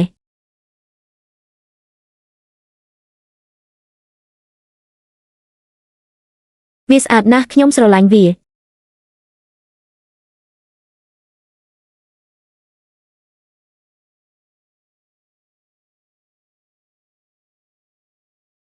ព្រះអម្ចាស់ឲ្យអ្នកត្រូវតែក្រោកឈរឡើងដើម្បីខ្ញុំពុទុំពិតជាត្រូវបានអ្នកសម្លាប់នោះបំផ្លាញមែននាងមិនត្រឹមតែនៅទីសាធារណៈប៉ុណ្ណោះទេធ្វើជំនួញជាមួយចោរទាំងនោះប៉ុន្តែនាងបានប្រឆាំងខ្ញុំនៅទីសាធារណៈនៅចំពោះមុខមនុស្សគ្រប់គ្នានៅតាមផ្លូវនាងហៅខ្ញុំថាជាមនុស្សក្រអឺតក្រទមមិនសមរម្យនាងមិនគោរពអ្នកឬកិត្តិយសរបស់បដាទេមិនមែនតតែសោះប្រសិនបើយើងអនុញ្ញាតឲ្យនាងបន្តរឿងនេះសត្វវត្តគ្រួសារយើងទាំងអស់នៃកេរ្តិ៍ឈ្មោះរបស់ពួកគេនឹងត្រូវបំផ្លាញទាំងស្រុងដោយខ្សែភាពយន្តរបស់ជនសាមញ្ញនោះដុនវ៉កខឺអ្នកត្រូវបានគេរាយការណ៍ថាមានពូជការលក់សាច់ជ្រូកដែលមានជំងឺបង្កគ្រោះថ្នាក់ដល់ទីក្រុងទាំងមូលភស្តុតាងគឺរឹងមាំមកជាមួយយើងទៅកាន់ការិយាល័យចៅក្រមដើម្បីប្រឈមមុខនឹងយុត្តិធម៌អូយមន្ត្រីអ្នកត្រូវតែខ្វាក់ភ្នែកអាហារដោយសាច់របស់ចិននេះដែលជាមនុស្សអាក្រក់ម្នាក់យើងញ៉ាំវារាល់ថ្ងៃវាត្រូវបានសម្លាប់ថ្មីទាំងអស់តើគាត់នឹងយកជ្រូកទាំងនេះនៅឯណាលើមនុស្សគ្រប់គ្នានៅលើផ្លូវសុខដុមរមនាអាចថ្លែងទីបន្តថាយើងទុកចិត្តលើចរិតរបស់ចិននេះរបស់អ្នកស្ងាត់ទៅយើងកំពុងធ្វើការងារផ្លូវការអ្នកមិនមានសិទ្ធិជ្រៀតជ្រែកទេអនុញ្ញាតឲ្យខ្ញុំប្រាប់អ្នកពីការពិតសាច់ជ្រូកដែលមានជំងឺត្រូវបានរឹបអូសពីខ្សែផ្គត់ផ្គង់របស់ចិននេះវ៉កខឺយើងចាប់គាត់បានដោយដៃទេចិននេះវ៉កខឺសម្រាប់លុយយកខកបន្តិចបន្តួចអ្នកថែមទាំងបានទិញសាច់ជ្រូកពីភូមិពេទ្យទៀតផងយើងនៅតែមានសាក្សីនិងភស្តុតាងដែលនឹងបដិសេធវាកាន់មន្ត្រីខ្ញុំដឹងថាអ្នកគ្រាន់តែកំពុងបំពេញការប្រកិច្ចរបស់អ្នកហើយខ្ញុំមិនគួរជ្រៀតជ្រែកទេប៉ុន្តែប្តីខ្ញុំមិនទទួលយកការចោទប្រកាន់បង្កាច់បង្ខូចទាំងនេះទេខ្ញុំមានភស្តុតាងរឹងមាំនោះនឹងបញ្ជាក់ពីភាពគ្មានទោសពៃរបស់ស្វាមីខ្ញុំមន្ត្រីសូមមើលទាំងនេះគឺជាកំណត់ត្រារបស់ស្វាមីខ្ញុំកាលពីខែមុនកំណត់ត្រាសម្រាប់សត្វប្រចាំថ្ងៃនៃបង្កាន់ដៃផ្គត់ផ្គង់នីមួយនិងវិញ្ញាបនប្រសុខភាពសម្រាប់ជ្រូកដែលចូលទៅក្នុងទីក្រុងនៅទីនេះមិនត្រឹមតែពួកគេត្រូវបានចុះហត្ថលេខាដោយកសិករចិញ្ចឹមជ្រូកប៉ុណ្ណោះទេប៉ុន្តែពួកគេក៏មានត្រាសុខភាពផ្លូវការផងដែរជ្រូកនីមួយមានប្រភពស្របច្បាប់គ្មានអ្នកណាឈឺឬស្លាប់ទេ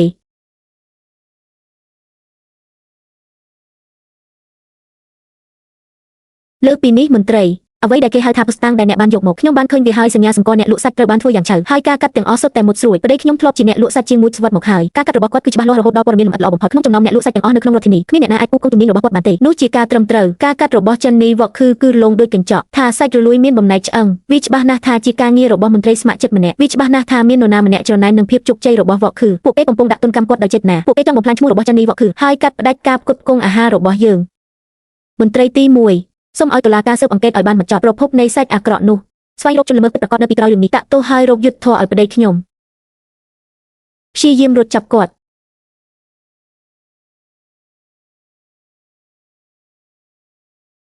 ់ឲ្យឆាតចិននេះសូនពួកអ្នកជាមនុស្សអាក្រក់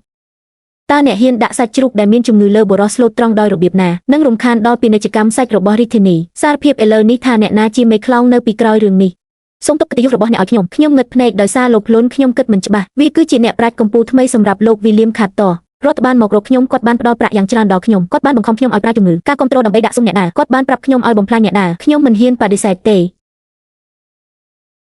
េអូព្រះជាម្ចាស់ឲ្យតើអ្នកគិតថាអ្នកប្រាជ្ញកម្ពុជាថ្មីនឹងធ្វើអ្វីដែលអាក្រក់ខ្លាំងណាស់អ្នកប្រាជ្ញអធិរាជម្នាក់នេះគួរឲ្យខ្មាស់អៀនណាស់ធ្វើការជាមួយចោរម្នាក់ដើម្បីដាក់ទោសឃាតករអ្នកដើរលេងពិតជាខុសមែន William Carter អ្នកបានសិក្សាពីស្នាដៃបុរាណអ្នកគឺជាអ្នកប្រាជ្ញអធិរាជអ្នកត្រូវបានស្ដេចពេញចិត្តហើយអ្នកបានអន់ចុះទៅរករឿងតូចតាចបែបនេះអាកប្បកិរិយាអាក្រក់តើអ្នកប្រាជ្ញទាំងអស់នឹងគិតយ៉ាងណាចំពោះអ្នកតើសាលាអាចបង្ហាញមុខរបស់ខ្លួនយ៉ាងដូចម្តេចអ្នកបានធ្វើឲ្យអ្នកប្រាជ្ញទាំងអស់អាម៉ាស់មុខ Harry Scott Johnny Walkerអ្នកបានធ្វើបែបនេះចំពោះខ្ញុំអ្នកបានបំផ្លាញអនាគតរបស់ខ្ញុំ William Carter ខ្ញុំស្ពតថាខ្ញុំនឹងធ្វើឲ្យអ្នកប្រាថ្នាថាអ្នកស្លាប់ប៉ុន្តែអ្នកនឹងមិនអាចស្លាប់បានទេប្រសិនបើខ្ញុំមិនសងសឹកខ្ញុំមិនមែនជាបុរសទេចិននេះគឺជា Walker សាច់ទាំងអស់សម្រាប់ភាពរុងរឿងដ៏អស្ចារ្យនិង nature របស់ខ្ញុំឥឡូវនេះជារបស់អ្នកសម្រាប់ផ្គត់ផ្គង់យើងនឹងបងជាសាច់ប្រាក់គ្មានការពន្យាពេលទេយើងជាដៃគូសម្រាប់រយៈពេលវែងគិតថាកូនស្រីខ្ញុំមានសមត្ថភាពខ្លាំងម្ល៉េះលោកស្រី Walker សូមអរគុណចំពោះពេលវេលារបស់អ្នកជាមួយនឹងពាក្យរបស់អ្នកយើងជឿជាក់ថាការផ្គត់ផ្គង់សាច់នៅខែក្រោយសម្រាប់សន្តាគារវិបុលភាពដ៏អស្ចារ្យមានសុវត្ថិភាពហើយថែរក្សាខ្លួនផងសុភាពបុរសទាំងឡាយ Walker និងកូនប្រុសនឹងដឹកជញ្ជូនទាន់ពេលវេលានិងមានគុណភាពយើងនឹងមិនធ្វើឲ្យអាជីវកម្មរបស់អ្នកខកចិត្តឡើយអ្នកពិតជាចិត្តល្អពេកហើយអ្នកស្រី Scott នោះគ្រប់គ្រាន់ហើយកញ្ញា Scott ចិននេះឃើញភ្ញៀវរបស់យើងចេញមកខាងនេះលោកសៅនិងលោក Chapman ទើបតែប្រាប់ខ្ញុំពេលក្រោយហើយខ្ញុំនឹងរក្សាទុកសាច់ជីមដ៏ល្អបំផុតឲ្យអ្នកហាសម្រាប់ Walker និងកូនប្រុសដើម្បីរីកចម្រើននៅក្នុងរដ្ឋធានីយើងពឹងផ្អែកលើភាពមុតស្រួចនៃកាំបិតសម្រាប់សត្វនេះនិងកាន់តែច្រើនទៀតអំពីភាពស្មោះត្រង់របស់យើងឥឡូវនេះអ្នកនៅជាមួយយើងហើយអ្នកត្រូវតែឆ្លាក់ច្បាប់ Walker ចូលទៅក្នុងចិត្តរបស់អ្នកដំបូង សាច់ទាំងអស់ត្រូវតែសម្លាប់ថ្មីនៅពេលព្រឹកហាមលក់សាច់ដែលនៅសល់ពីថ្ងៃមុនហើយកុំប៉ះសាច់ពីសត្វឈឺឬងាប់ទី2មាត្រដ្ឋានរបស់អ្នកឆ្លុះបញ្ចាំងពីចរិតរបស់អ្នកតែងតែផ្ដល់ទម្ងន់ពេញរួមទាំងស្បែកនិងឆ្អឹងខ្លី1 អោនហើយអ្នកនឹងចំណាយ10 ដងបំពេញច្បាប់ហើយអ្នកនឹងចេញទី3មិនថាវាជាអភិជនឬកម្មករធម្មតាទេភ្ញៀវទាំងអស់ដែលចូលគឺជាភ្ញៀវក្នុងតម្លៃតែមួយសម្រាប់ទាំងអស់គ្នាគ្មានការព្យាបាលពិសេសសម្រាប់នរណាម្នាក់ឡើយតើអ្នកទាំងអស់គ្នាកំពុងស្ដាប់ទេច្បាប់របស់ស្រីកំណានរបស់អ្នកគឺជាច្បាប់របស់គ្រួសារវ៉ាក់ខឺអ្នកណាដែលបោកប្រាស់លើជញ្ជីងឬលេងល្បិចជាមួយសាច់កុំបន្ទោសខ្ញុំចំពោះការគ្មានមេត្តាខ្ញុំនឹងវាយអ្នកចេញពីផ្លូវហាម៉ូនីមែនហើយម្ចាស់និងស្រីកំណានយើងនឹងចងចាំច្បាប់ទាំងនេះយើងនឹងមិនហ៊ានឆ្លងកាត់បន្ទាត់នោះទេ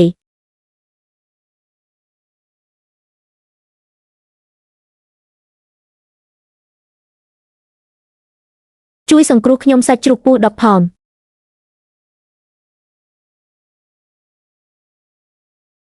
លោកខ្ញុំបានរកឃើញអ្វីដែលបានកើតឡើងអាកប្បកិរិយារបស់រដ្ឋមន្ត្រីក្រសួងពិធីចំពោះកញ្ញាស្កុតបានផ្លាស់ប្ដូរច្រើននៅតុលាការកាលពីម្សិលមិញមាននរណាម្នាក់និយាយលេងសើចអំពីកញ្ញាស្កុតលក់សាច់ជ្រូករដ្ឋមន្ត្រីបានគូសទោសនៅទីសាធារណៈហើយបានវាយបំបែកពេញតែរបស់គាត់បាននិយាយថាកូនស្រីរបស់គាត់អាចរស់នៅតាមដែលនាងចង់បានញ៉ាំអាហាររបស់នាងឪពុករបស់នាងមិនមានបញ្ហាជាមួយវាទេដូច្នេះវាមិនមែនជារឿងរបស់អ្នកណាផ្សេងទៀតទេគាត់ក៏បាននិយាយផងដែរថាចិននីវ៉កខឺជាអ្នកសម្លាប់សត្វអាចជាមនុស្សឆ្លើយប៉ុន្តែគាត់ស្មោះត្រង់ជាមួយកញ្ញាស្កុតនោះគឺជា Rick Edward Scottសូម្បីតែអ្នកក៏យល់ព្រមនឹងអ្នកសម្លាប់ដ៏ល្ងង់ខ្លៅនោះដែរអ្នកគិតថាខ្ញុំមិនល្អគ្រប់គ្រាន់សម្រាប់នាងទេចាំមើលថាតើអ្នកឃើញវាស្អុយឬអត់រូបភាពមិនស្អាតសម្រាប់ខ្លួនឯងតើអ្នកនឹងនៅតែនិយាយរឿងដែលមានគំនិតខ្ពស់បែបនេះទេចូលយើងមើលថាតើអ្នកជា Edward Scott ដែរឬទេពិតជាមិនខ្វល់ពីអ្នកការពារឋានៈទេទៅយកការចូលរួមរបស់ខ្ញុំយើងនឹងទៅស្កុតលេងយប់នេះក្នុងនាមជាអ្នកប្រាជ្ញអធិរាជខ្ញុំត្រូវពិនិត្យមើលការពិតរបស់គ្រូខ្ញុំឲ្យគាត់បើកភ្នែកហើយមើលឲ្យច្បាស់អ្វីដែលកូនប្រសារដ៏គួរឲ្យស្រឡាញ់របស់គាត់ពិតជាត្រូវបានផលិតឡើង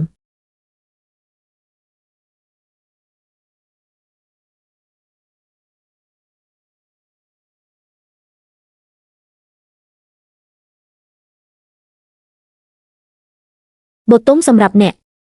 សូមមើលថាតើអ្នកចូលចិត្តវាឬអត់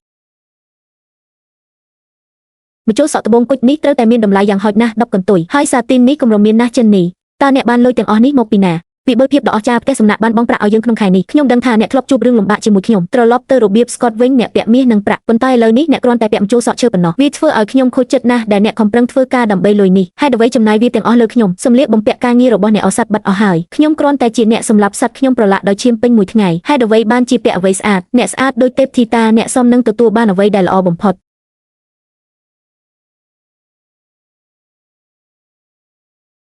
រដ្ឋមន្ត្រីបូតុំត្រូវបានចិញ្ចឹមបីបាច់ថែរក្សាយ៉ាងប្រណីតនាងគឺជាស្ត្រីម្នាក់ដែលមានឋានៈខ្ពស់បំផុតតើនាងអាចបញ្ចប់នៅក្នុងហាងលក់សាច់ដ៏ខ្វក់នោះដោយរបៀបណាខ្ញុំសុខចិត្តលះបង់ងាររបស់ខ្ញុំដើម្បីរៀបការជាមួយបូតុំជាភរិយារបស់ខ្ញុំសម្រាប់បូតុំនិងសម្រាប់កិត្តិយសគ្រួសារស្កុតព្រះអម្ចាស់ឲ្យបើព្រះអង្គមិននាំនាងមកវិញទេជីវិតរបស់នាងនឹងត្រូវបំផ្លាញនៅក្នុងភពយកឧទ្ទិសទៅខ្ញុំនឹងទៅផ្លូវហាម៉ូនីដោយខ្លួនឯងដើម្បីមើលថាតើកូនស្រីខ្ញុំកំពុងរស់នៅបែបណា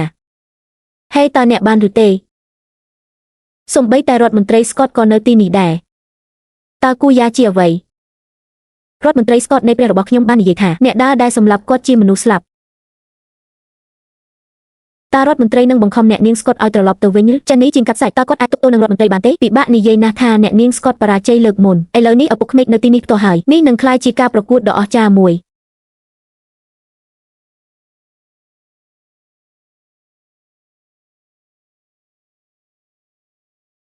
តើមានអ្វីជាការភ័យស្លន់ស្លោអំពីវាដូចជាមេឃធ្លាក់មកលើចិននីធំរដ្ឋមន្ត្រីបានមកទីនេះជាមួយឆ្មាំរាប់រយនាក់ពួកគេបានឡោមព័ទ្ធយើងរដ្ឋមន្ត្រីស្កុតតើអ្នកនិយាយអ្វីជាមួយឪពុកក្មេករបស់ខ្ញុំរដ្ឋមន្ត្រីស្កុតមកដល់ហើយនេះនឹងគួរឲ្យចាប់អារម្មណ៍កូនប្រសារអ្នកលក់សាច់ជួបឪពុកក្មេករដ្ឋមន្ត្រីនេះនឹងក្លាយជាកម្មវិធីមួយ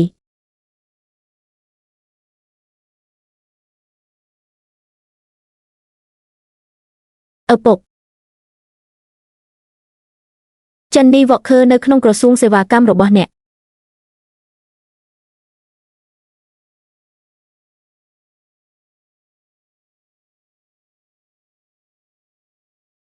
ចិននីវ៉កខឺកូនប្រសាររបស់អ្នកជំរាបសួរឪពុកក្មេក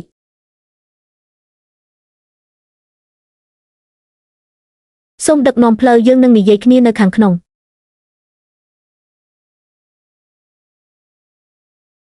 ផ្លាស់ទីត្រឡប់មកវិញ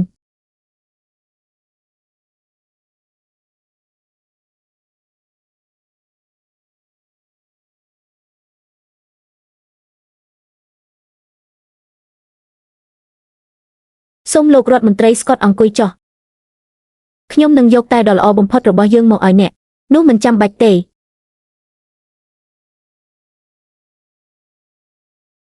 បតុម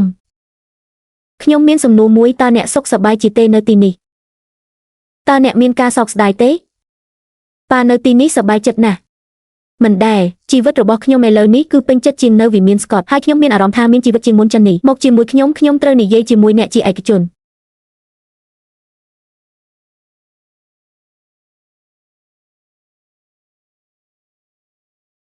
ចិននេះវ៉កខឺអ្នកដឹងទេថាហេតុអ្វីខ្ញុំនៅទីនេះថ្ងៃនេះ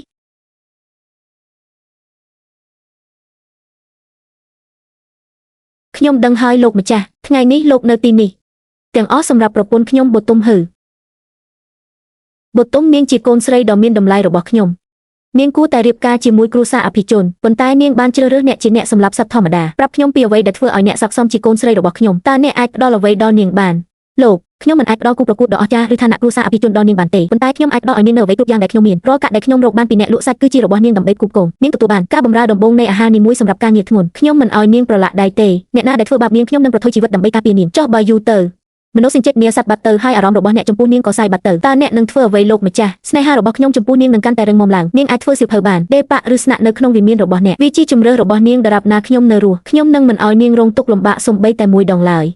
អាជីវកម្មសម្រាប់សត្វរបស់អ្នកចុះបើវាបរាជ័យវិញបន្ទាប់មកអ្វីដែលធ្វើឲ្យបតុមអត់ឃ្លានជាមួយអ្នកឥឡូវនេះខ្ញុំបានចុះកិច្ចសន្យារយៈពេលវែងជាមួយក្រុមហ៊ុនកំពូលទាំង8ភោជនីយដ្ឋានខ្ញុំហ៊ាននឹងបើកហាងលក់សាច់ដែលបានរៀបចំរួចទ្រព្យសម្បត្តិនិងលុយកាក់ទាំងអស់សុទ្ធតែជាឈ្មោះរបស់បតុមទោះបីជាមេឃ្លុំក៏ដោយខ្ញុំមិនដែលឲ្យនាងបារម្ភពីលុយឡើយប្រសិនបើគ្រួសារស្កុតជួបបញ្ហាឬប្រសិនបើបតុមត្រូវគេធ្វើបាបតើអ្នកនឹងធ្វើអ្វីបញ្ហាគ្រួសារស្កុតគឺជាបញ្ហារបស់ខ្ញុំតាមរយៈភ្លើងនឹងដាវខ្ញុំនឹងមិនស្ទាក់ស្ទើរទេប្រសិនបើបតុមខុសមិនថាអ្នកណាទេខ្ញុំនឹងតែងតែជាទីពឹងសុវត្ថិភាពរបស់នាងអ្នកមានអ្វីដែលវាត្រូវការតើពុកក្មេកនេះមានន័យថាអ្នកយល់ព្រមនឹងភាពមិនស្មោះត្រង់របស់ខ្ញុំមែនទេតើអ្នកគិតយ៉ាងណាដែរ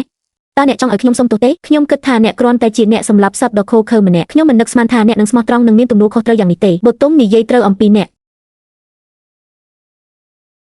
សូមអរគុណចំពោះការយល់ព្រមរបស់អ្នកឪពុកក្មេកសម្រាប់ខ្ញុំធានាថាខ្ញុំមិនដែលធ្វើឲ្យបតុមខកចិត្តឡើយហើយខ្ញុំនឹងមិនដែលធ្វើឲ្យអ្នកនិងម្ដាយខកចិត្តឡើយ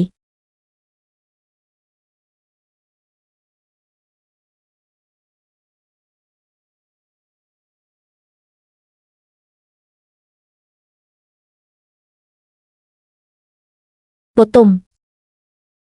អ្នកមានសំណាងជាងខ្ញុំ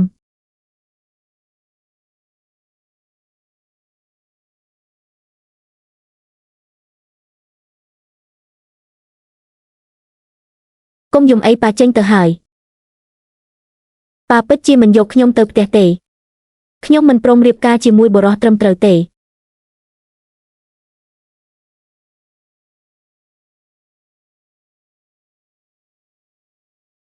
ក្មេងប្រុសសម្គាល់ពាក្យរបស់ខ្ញុំប្រសិនបើខ្ញុំដឹងថាអ្នកបានធ្វើខុសលើនាងឬធ្វើឲ្យនាងរងទុក្ខវេទនាតាមមធ្យោបាយណាមួយខ្ញុំនឹងបង្វែរផ្លូវហាម៉ូនីនេះឲ្យក្រឡាប់ចុះក្រោមឪពុកក្មេកមានទំនុកចិត្តខ្ញុំចេននីវ៉កខឺសុបដលធានសុខខ្ញុំនឹងស្រឡាញ់បតុមពេញមួយជីវិតរបស់ខ្ញុំបើខ្ញុំបំពេញពាក្យសច្ចានេះខ្ញុំនឹងឲ្យអ្នកកាត់ខ្ញុំជាបំណែកហេព្រះជាម្ចាស់ឲ្យរដ្ឋមន្ត្រីស្កតពិតជាបានទទួលយកអ្នកលក់សាច់នោះជាកូនប្រសាររបស់គាត់មែនគាត់មិនបានយកនាងទេរទេះសេះបានត្រឡប់ទៅវិញដោយទេតើអ្នកបានឮថារដ្ឋមន្ត្រីស្កតបាននិយាយទេកញ្ញាស្កតបានរៀបការជាមួយបុរសត្រឹមត្រូវអ្នកលក់សាច់នេះប្រកាសជាបានឈ្នះរង្វាន់ធំមែនឥឡូវនេះគាត់គឺជាកូនប្រសារផ្លូវការរបស់រដ្ឋមន្ត្រីឃើញតើខ្ញុំបានប្រាប់អ្នកពីអ្វីខ្ញុំបានប្រាប់អ្នកថាពួកគេមិនអាចយកនាងបានទេ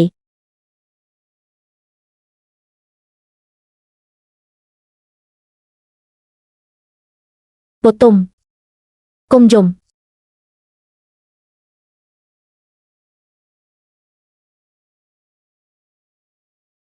ហាអស្ចារ្យណាស់នេះពិតជាអស្ចារ្យណាស់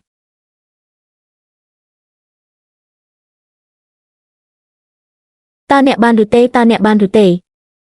ដ្ឋមន្ត្រីសាមឺផ្ទាល់បានទទួលយកអ្នកសម្លាប់នោះជាកូនប្រសាររបស់គាត់ខ្ញុំបានឬថារដ្ឋមន្ត្រីសាមឺផ្ទាល់បានទទួលយកអ្នកលក់សាច់របស់គាត់កូនប្រសារប្រុសដំណឹងនេះបានបោកបក់រដ្ឋធានីដោយព្យុះសង្គ្រា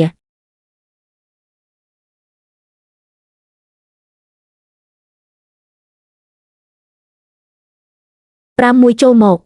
ទៅជាហេតុអ្វីអនុញ្ញាតឲ្យខ្ញុំចូលចិននីបតុមសូមអបអរសាទរលោករដ្ឋមន្ត្រីសាមឺផ្ទាល់បានទទួលយកអ្នក ផ្លូវ harmony របស់យើងត្រូវបានគោរពហាហាចិននេះឆ្កែសំណាងរបស់អ្នកប្រកាសជាទទួលបានវាការពីជាតិមុនហើយយើងមិនចាក់ចេញទេរហូតដល់យើងស្រវឹងទៅ Walker និងកូនប្រុសប្រញាប់ទៅ Walker និងកូនប្រុសហើយកុំមងសាច់ខ្លះយើងត្រូវចូលឲ្យបានលឿនល្អជាមួយរដូវក្តៅច្បាប់ថ្មីបាទលោកខ្ញុំនឹងទៅភ្លាមទៅ Walker និងកូនទទួលបានសាច់ជ្រូកប្រៃល្អបំផុតទៅ Walker និងកូនប្រុសអបអសាទរលោកគ្រូចិននេះសូមអបអសាទរយ៉ាងជ្រាលជ្រៅក្នុងនាមជានាយកផ្នែកផ្គត់ផ្គង់របស់រាជវង្សខ្ញុំកំពុងចុះកិច្ចសន្យារយៈពេលវែងចាប់ពីពេលនេះទៅគ្មានអ្នកណាហ៊ានចំអកឲ្យយើងទៀតទេជាកូនស្រីរបស់រដ្ឋមន្ត្រីនិងជាអ្នកលក់សាច់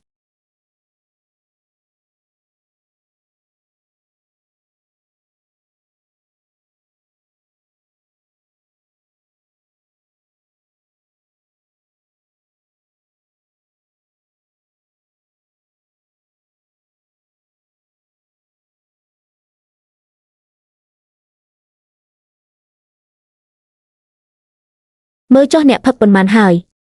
ឈួតបតុមខ្ញុំគ្រាន់តែមានអារម្មណ៍ថាសំណាងណាស់រៀបការជាមួយអ្នកហើយត្រូវបានឪពុករបស់អ្នកទទួលយកខ្ញុំខ្លាចថានេះជាសុបិនទាំងអស់នេះមិនមែនជាសុបិនទេចិននេះយើងនឹងចំណាយពេលពេញមួយជីវិតរបស់យើងជាមួយគ្នា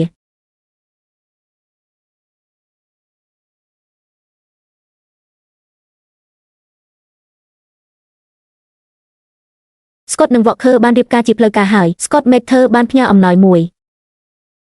ហើយគ្រូពេទ្យរាជវង្សឲ្យលឿនគាត់កំពុងក្អកចេញឈាម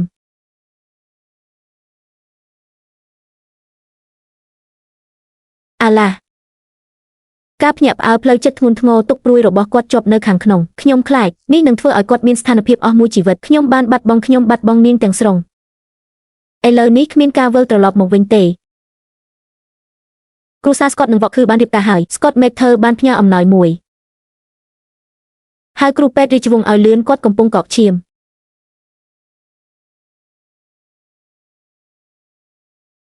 អាឡាឆក់អារម្មណ៍ធ្ងន់ធ្ងរទុកព្រួយរបស់គាត់ត្រូវបានជាប់នៅខាងក្នុងខ្ញុំខ្លាចនេះនឹងធ្វើឲ្យគាត់មានស្ថានភាពអចិន្ត្រៃយ៍ខ្ញុំបានចាញ់ហើយខ្ញុំបាត់បង់គ្រប់យ៉ាងហើយគ្មានផ្លូវត្រឡប់ក្រោយវិញទេ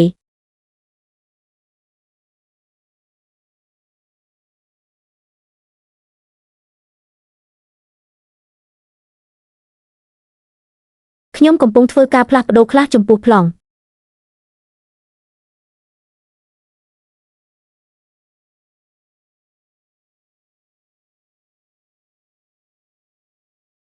កញ្ញា Scott មើលទៅអស្ចារ្យប៉ុណ្ណាហាងលក់សាច់ដ៏អស្ចារ្យរបស់ Walker និងកូនប្រុសរបស់អ្នកបើខ្ញុំនឹងក្លាយជាមនុស្សដំបូងគេនៅទីនេះអ្នកបាននិយាយវាឥឡូវនេះនៅពេលដែលយើងទៅទិញគ្រឿងទេសយើងក៏អាចយកសាច់បានដែរលែងមានការធ្វើដំណើរទៅផ្សារដើម្បីធំក្លិនស្អុយនោះទៀតហើយវាងាយស្រួលណាស់សូមអរគុណអ្នកទាំងអស់គ្នាច្រើន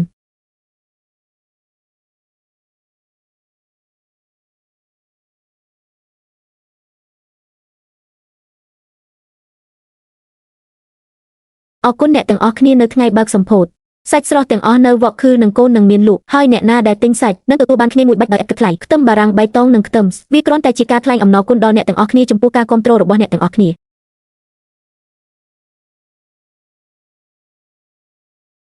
ខ្ញុំកំពុងនិយាយឡើងវិញនៅច្បាប់របស់ Walker និងកូនប្រុសសាខាទាំងអស់ត្រូវតែប្រើប្រាស់អ្នកផ្គត់ផ្គង់ដូចគ្នាកសិដ្ឋានចិញ្ចឹមជ្រូកលោកសុននិងអ្នកផ្គត់ផ្គង់ក្នុងស្រុកជាប្រចាំរបស់យើងអ្នកណាម្នាក់ត្រូវបានចាប់បានថាទិញសាច់ដែលមានគុណភាពអន់ត្រូវបានបណ្តេញចេញនៅនឹងកន្លែងតម្លៃត្រូវតែដូចគ្នានៅទូទាំងទីក្រុងអ្នកណាដែលដំឡើងថ្លៃនឹងធ្វើឲ្យខូចឈ្មោះយើងខ្ញុំបូតុំ Scott នឹងមិនចាក់ចេញពីប្រពន្ធរបស់ខ្ញុំទេនាងពិតជាអស្ចារ្យណាស់លាហើយអ្នកគ្រប់គ្រង Scott បូតុំអ្នកពិតជាអស្ចារ្យណាស់រឿងដែលសំណាងបំផុតក្នុងជីវិតរបស់ខ្ញុំគឺថ្ងៃនោះនៅពេលដែលអបបានលីលំនឹងក្អមអាពាហ៍ពិពាហ៍នោះហើយជារបៀបដែលខ្ញុំបានរកឃើញកំណប់ទ្រព្យដូចអ្នក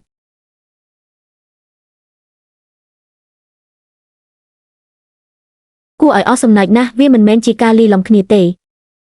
វាជាស្ថានសួគ៌ដែលបញ្ជូនខ្ញុំទៅរកមនុស្សត្រឹមត្រូវ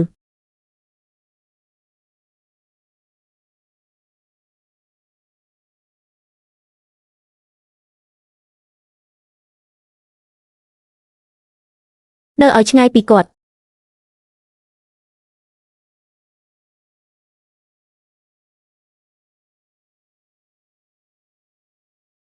មើលវីលៀមខាតតថាវាងាយៗប៉ុណ្ណាស្រវឹងពេញមួយថ្ងៃព្រះមហាក្សត្របានតែងតាំងគាត់ជាអ្នកប្រាជ្ញកម្ពុជាមិនគួរឲ្យជឿប្រាប់ខ្ញុំអំពីវាគាត់បានប្រយុទ្ធជាមួយអ្នកលក់សាច់សម្រាប់ស្ត្រីម្នាក់ហើយថែមទាំងបានចាប់បុរសស្លូតត្រង់ម្នាក់ដាក់គុកទៀតផងគាត់បានអង្គក្បាលទៅរកអ្វីមួយដ៏អាក្រក់បំផុតដែលគាត់សឹមនឹងទទួលបានមិនដែរទទួលបានការផ្សព្វផ្សាយ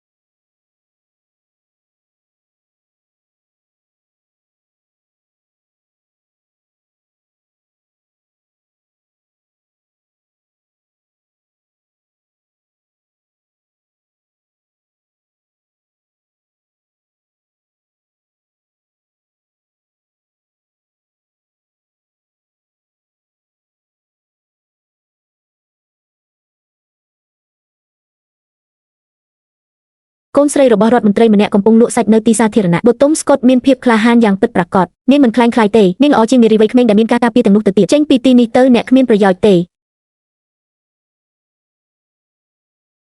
សួស្ដីតើខ្ញុំអាចយកអ្វីទៅអ្នកបានទេលោក Carter បូតុំត្រឹមតែមួយឆ្នាំប៉ុណ្ណោះបូតុំកាន់តែស្រស់ស្អាតជាងមុនវាគឺជាពន្លឺដ៏ភ្លឺស្វាងមួយដែលបានចាក់ឫសនៅក្នុងភាពអ៊ូអរនៃទីផ្សារកើតចេញពីបេះដូងដ៏ប្រាកដប្រជាពន្លឺចែងចាំងមិនរលត់ឆ្ងាយពីភាពផុយស្រួយនៃអតីតកាលដ៏លាក់កំបាំងរបស់នាង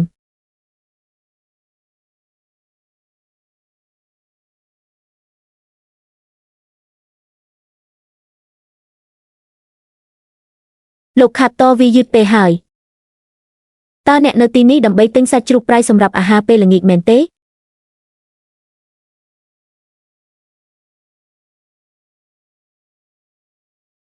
ខ្ញុំមិនបានទិញសាច់ទេខ្ញុំគ្រាន់តែមកមើល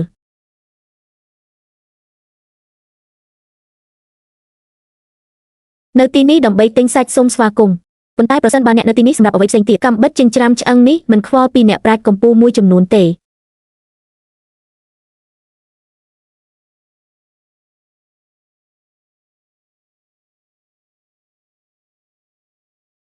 ខ្ញុំយល់ហើយបូតុំខ្ញុំសង្ឃឹមថាអ្នកសប្បាយចិត្ត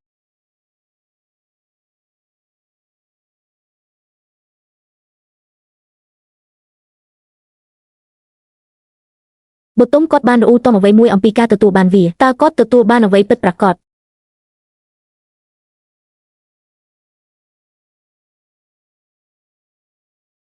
គាត់ដឹងថាអ្នកជាបុរសរបស់ខ្ញុំគ្មាននរណាម្នាក់អាចយកអ្នកចេញពីខ្ញុំបានឡើយ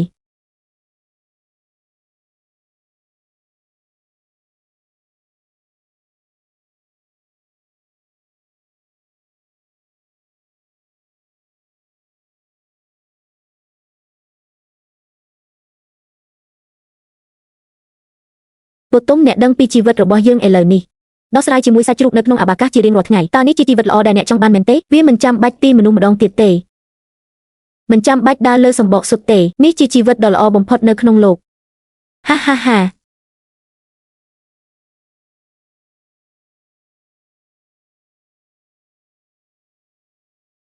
ខ្ញុំទើបតែសម្លាប់ជ្រូកមួយក្បាលខ្ញុំមិនទាន់មានពេលផ្លាស់ប្ដូរទេអ្នកគឺជាកូនកំលោះរបស់ខ្ញុំ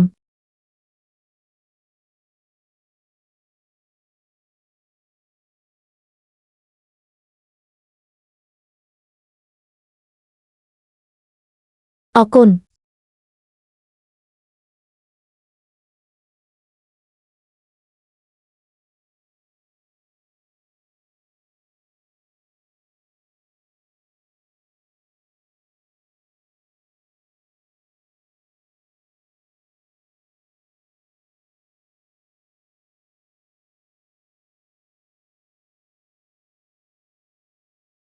ព្រះរាជក្រឹត្យតាមព្រះរាជបញ្ជារបស់ព្រះចៅអធិរាជវីលៀម Carter ចេញដំណើរថ្ងៃនេះទៅកាន់តំបន់ព្រំដែនភាគនិរតីក្នុងនាមជាចៅក្រមថ្នាក់ទី9ដូចដែលបានកំណត់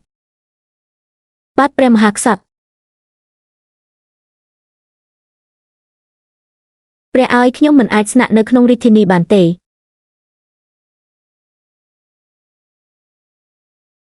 ស្ត្រីអាក្រក់រៀបការជាមួយក្លារ៉ាអ្នកហ៊ានលេងល្បែងជាមួយគិតយកកូនស្រីខ្ញុំនិងឈ្មោះគ្រួសារស្កុតឆ្មាំនាំអ្នកស្រីស្កុតនិងកូនស្រីរបស់គាត់ភ្លាមទៅវត្តគ្រួសារនៅខាងក្រៅទីក្រុងកោសលរបស់ពួកគេឲ្យធ្វើឲ្យពួកគេខ្លាចជាដូនជីពួកគេនឹងមិនដែលដើរចូលរាជធានីទៀតឡើយលោកគ្រូសូមកុំធ្វើជាម្ចាស់ខ្ញុំសូមអង្វរលោកគ្រូប៉ាសូមកុំឲ្យខ្ញុំទៅណា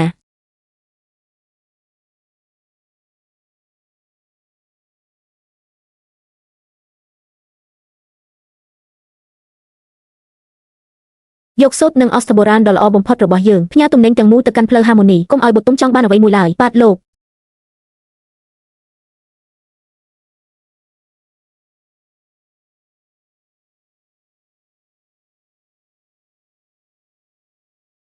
យកសូត្រដ៏ល្អបំផុតរបស់យើងនិងរទេះអស្ត្រមួយទាំងមូលទៅកាន់ផ្លូវហាម៉ូនីកុំឲ្យបូតុំចង់បានអ្វីមួយឡើយបាទលោក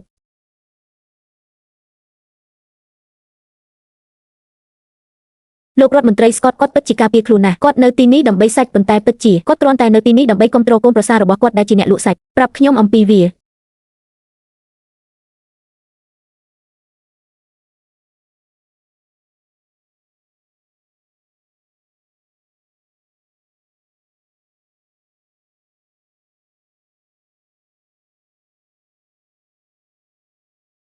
ហើយមានរឿងអ្វីកុំឲ្យខ្ញុំភ័យខ្លាចលឿនពេកលឿនឡើងលោកគ្រូពេទ្យលោកវ៉កខឺជីពចររបស់នាងខ្លាំងនឹងស្ថិរភាពដូចគុជខ្យងដែលកំពុងរំកិលនាងមានផ្ទៃពោះជាង1 ខែហើយអ្វី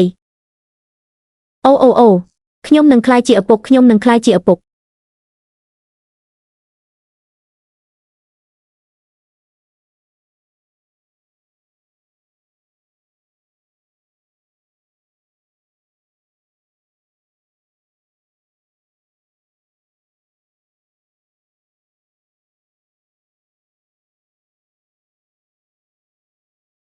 ចាប់ពីថ្ងៃនេះទៅការសម្លាប់សត្វនៅហាងធំគឺជារបស់អ្នកទាំងអស់កុំបារម្ភអីលោកគ្រូខ្ញុំមិនធ្វើឲ្យអ្នកខកចិត្តទេមិនអីទេបន្តទៅមុខទៀត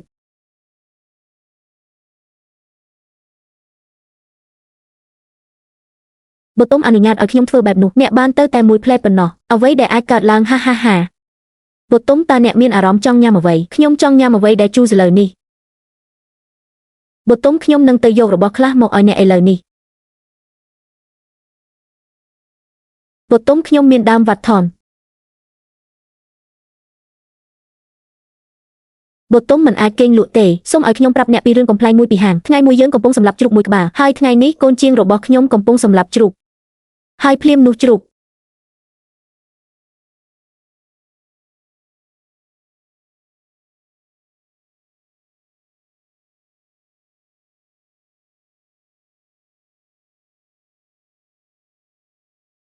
បើទុំសម្លឹងមើលចិននេះគាត់បានក្លាយជាស្រមោលតូចរបស់អ្នកបោះជំហានមួយហើយគាត់នៅពីក្រោយអ្នកគាត់បានបាត់បង់ភាពក្រអឺតក្រទុំរបស់គាត់ទាំងអស់ម្ដាយក្មេកគាត់គ្រាន់តែព្រួយបារម្ភខ្លាំងពេក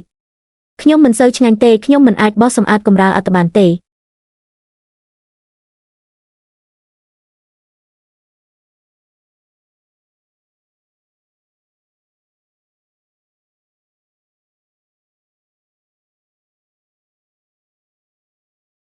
យើងកំពុងនាំវ៉កខឺនិងកូនប្រុសហួសពីរដ្ឋធានីដ៏អស្ចារ្យ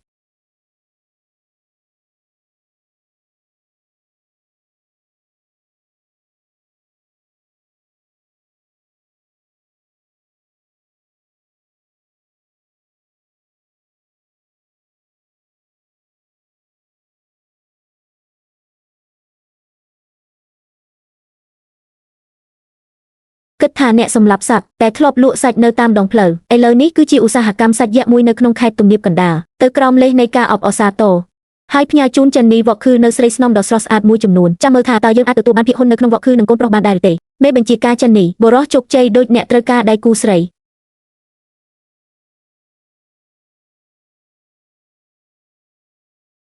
ស្ត្រីទាំងនេះសុទ្ធតែគួរឲ្យស្រឡាញ់ណាស់ស្ងាត់មាត់ទៅបូតុំស្កុតគឺជាកិត្តិយសដ៏អស្ចារ្យបំផុតក្នុងជីវិតរបស់ខ្ញុំបើខ្ញុំយករបស់คล้ายៗមកលក់ខ្ញុំជាសត្វត្រឆានគ្មានបេះដូងអ្នកណាហ៊ានណែនាំវាម្ដងទៀតវ៉កខឺនិងកូនប្រុសនឹងមិនដែលធ្វើជំនួញជាមួយពួកគេឡើយចិននីវ៉កខឺគឺជាបុរសស្មោះត្រង់និងគួរឲ្យគោរពម្នាក់មែនហើយឥឡូវនេះតោះមើលអ្នកណានៅតែហ៊ាននិយាយថាអ្នកលក់សាច់នេះមិនល្អគ្រប់គ្រាន់សម្រាប់កូនស្រីរបស់រដ្ឋមន្ត្រីជូនពរអ្នកទាំងពីរមានសុវត្ថិភាពពួកគេជាកូនភ្លោះប្រុសម្នាក់និងស្រីម្នាក់អូយកូនភ្លោះពិតជាសំណាងមែន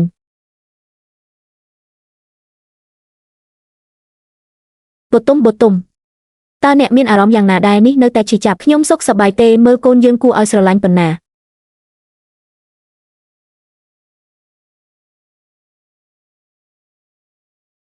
លោកស្រីបូតុំបានសម្រាលកូនហើយក្មេងប្រុសម្នាក់និងក្មេងស្រីម្នាក់មានសុវត្ថិភាពអស្ចារ្យរហ័សរៀបចំអំណោយដ៏សប្បុរសមួយខ្ញុំនឹងទៅលេងពួកគេកូនល្អក្មេងប្រុសម្នាក់នឹងក្លាយជាអេនដ្រូវ៉កខឺក្មេងស្រីម្នាក់នឹងក្លាយជាលីលីវ៉កខឺដើម្បីសន្តិភាពនិងវិបុលភាពនិងសម្រាប់ការស្រេកឃ្លានដ៏ទន់ភ្លន់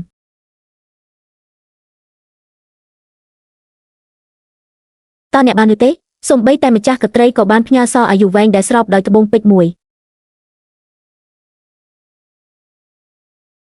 ដូច្នេះគូស្វាមីភរិយាដែលមិនស៊ីគ្នារបស់ស្កតបានក្លាយជាការច្រណែនរបស់ឥស្រាអែលជនក្នុងទីក្រុងគ្រួសារដែលមានសំណាងបំផុតនៅក្នុងទីក្រុង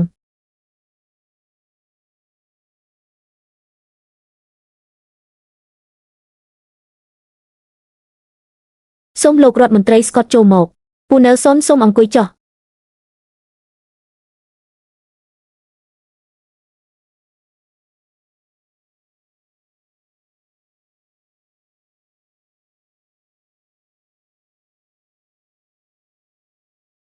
បទទុំគឺជារឿងដ៏សំណាងបំផុតដែលធ្លាប់កើតឡើងចំពោះខ្ញុំតើអាប់នោះធ្វើឲ្យខ្ញុំនឹកភ្នែកមែនទេហើយខ្ញុំបានយកកូនក្រមុំខុសនោះហើយជារបៀបដែលខ្ញុំបានរកឃើញកំណត់ទ្រព្យដូចអ្នកខ្ញុំ Jenny Walker ស្បោះចំពោះឋានសួគ៌ក្នុងជីវិតនេះបន្ទាប់នឹងក្រោយខ្ញុំនឹងល្អចំពោះអ្នកតែប៉ុណ្ណោះបទទុំស្កុតប្រសិនបើខ្ញុំបំពេញពាក្យសច្ចានេះតើខ្ញុំអាចត្រូវរន្ទះបាញ់បានទេ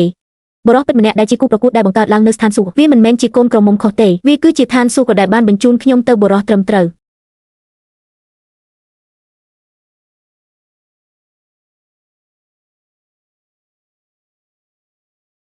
372,000,000ម៉ាស៊ីន ATM ហាហាហាអ្នកពូកែកណិតណាស់ខ្ញុំមិនស័ក្តិសមទេម៉ាក់ខ្ញុំចង់គ្រប់គ្រងកណ្ណីនឹងហាងដូចអ្នកដែរហើយរក្សាបងប្រុសរបស់ខ្ញុំឲ្យនៅជួរហើយខ្លាចជាអ្នកគ្រប់គ្រងដ៏អស្ចារ្យបំផុតនៅក្នុងរាជធានីទាំងមូលល្អខ្ញុំនឹងបង្រៀនអ្នកគ្រប់យ៉ាងដែលខ្ញុំដឹងប៉ាមើលថាតើការកាត់នេះច្បាស់លាស់ប៉ុណ្ណាខ្ញុំចង់ធ្វើដូចអ្នកដែរអ្នកលក់សាច់ដ៏ជំនាញម្នាក់នឹងថៅកែធំម្នាក់ហើយការពារម៉ាក់និងប្អូនស្រីរបស់ខ្ញុំហានោះជាកូនប្រុសរបស់ខ្ញុំដែលមានមហិច្ឆតាឈ្មោះអ្នកដានិងកូនប្រុសនឹងក្លាយជារបស់អ្នកនៅថ្ងៃណាមួយ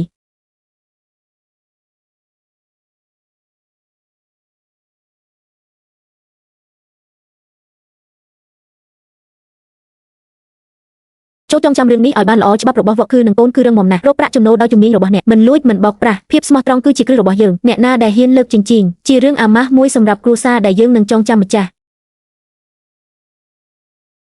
រឿងស្នេហាដ៏អស្ចារ្យបំផុតរបស់រាជធានីគឺជារបស់លោក Jenny Walker ដែលជាអ្នកលក់សាច់នៅផ្លូវ Harmony ដោយចិត្តស្មោះរបស់គាត់បានបញ្ចុះបញ្ចូលកូនស្រីរបស់រដ្ឋមន្ត្រីលះបង់ទ្រព្យសម្បត្តិរបស់នាងហើយចូលរួមជាមួយគាត់ក្នុងជីវិតសាមញ្ញមួយនៅក្នុងរាជធានីទាំងមូលគ្មានអ្នកណាចងចាំអ្នកប្រាជ្ញកំពូលនោះទេ William Rai មនុស្សគ្រប់គ្នាចងចាំអ្នកលក់សាច់ Jenny Walker នៅតាមផ្លូវ Harmony ដែលបានរៀបការជាមួយកូនស្រីរបស់រដ្ឋមន្ត្រីពួកគេជាគូស្នេហ៍ដ៏ស្រឡាញ់គ្នាហើយបានកសាងគ្រួសាររបស់ពួកគេដោយភាពស្មោះត្រង់មនុស្សសេចក្ដីណាដ៏អស្ចារ្យបំផុតនៅក្នុងរដ្ឋធានីគឺជារបស់លោក Jenny Walker ដែលជាអ្នកលក់សាច់នៅផ្លូវ Harmony ដោយចិត្តស្មោះរបស់គាត់បានបញ្ចុះបញ្ចូលកូនស្រីរបស់រដ្ឋមន្ត្រីលះបង់ទ្រព្យសម្បត្តិរបស់នាងហើយចូលរួមជាមួយគាត់ក្នុងជីវិតសាមញ្ញមួយនៅក្នុងរាជធានីទាំងមូលគ្មាននរណាម្នាក់ចងចាំអ្នកប្រាជ្ញកំពូលនោះទេ William Rai មនុស្សគ្រប់គ្នាចងចាំអ្នកលក់សាច់ Jenny Walker នៅតាមផ្លូវ Harmony ដែលបានរៀបការជាមួយកូនស្រីរបស់រដ្ឋមន្ត្រីពួកគេជាគូស្នេហ៍ដែលស្រឡាញ់គ្នាហើយបានកសាងគ្រួសាររបស់ពួកគេដោយការជឿទុកចិត្តបារីតើអ្នកចាំទេក្នុងរយៈពេល2-3ថ្ងៃទៀតវានឹងជាពិធីមង្គលការលើកទី3របស់យើងខូបពេលឆ្នាំបានកន្លងផុតទៅក្នុងពន្លឺកាលខ្ញុំមកទីនេះដំបូងក្លិនឈាមជ្រូកមានអារម្មណ៍ដូចម្សិលមិញថ្ងៃនោះមានអាប់ខ្លាំងពេកទើបកូនក្រមុំខុសត្រូវបានយកអ្វីគឺញ៉ៃញ៉ៃទោះបីជាខ្ញុំបានរៀបការជាមួយអ្នកក៏ដោយខ្ញុំមិនអាចរៀបចំពិធីមង្គលការដ៏អស្ចារ្យសម្រាប់អ្នកបានទេនេះជាបញ្ហាដ៏ធ្ងន់ធ្ងរមួយសម្រាប់ខ្ញុំអស់រយៈពេល3ឆ្នាំមកហើយខ្ញុំមិនខ្វល់ពីរឿងទាំងអស់នោះទេបូទុំខ្ញុំមានការភ្ញាក់ផ្អើលមួយសម្រាប់អ្នកនៅថ្ងៃខួបរបស់យើងខ្ញុំនឹងរៀបចំពិធីមង្គលការដ៏អស្ចារ្យមួយជូនអ្នកពិធីមង្គលការមួយដែលរដ្ឋធានីទាំងមូលនឹងបានឃើញខ្ញុំនឹងធ្វើឲ្យប្រាកដថាពិភពលោកទាំងមូលឃើញវាយ៉ាងច្បាស់អ្នកបូទុំ Summer តើប្រពន្ធខ្ញុំរៀបការត្រឹមត្រូវទេដោយ Jenny Walker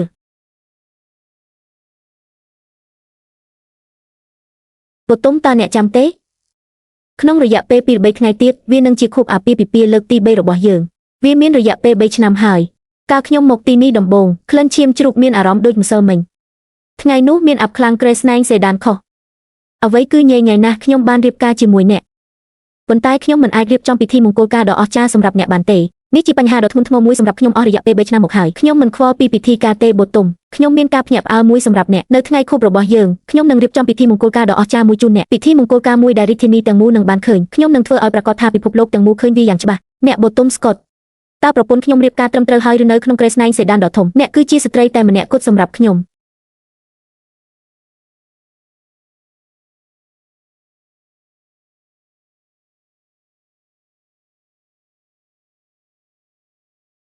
ខ្ញុំកំពុងកក់វិបុលភាពដ៏អស្ចារ្យនៅខ្ញុំកំពុងកក់វាខ្ញុំកំពុងកក់វា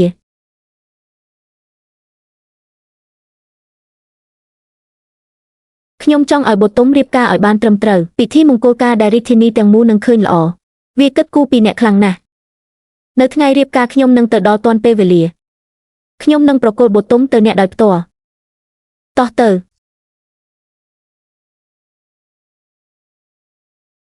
តើអ្នកបានឮលោកយ៉ូហានទេអ្នកលក់សាច់កំពុងធ្វើឡើងវិញនេះនឹងក្លាយជាការពិភាក្សារបស់រដ្ឋធានី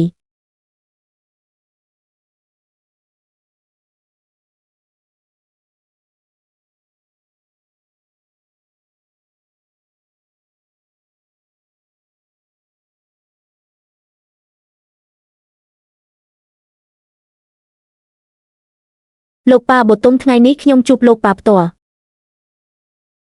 ខ្ញុំបានមើលអ្នកអស់រយៈពេល3ឆ្នាំហើយចិននេះធ្លាប់ល្អចំពោះអ្នកហើយឥឡូវនេះខ្ញុំពិតជាអាចសម្រាកបានស្រួល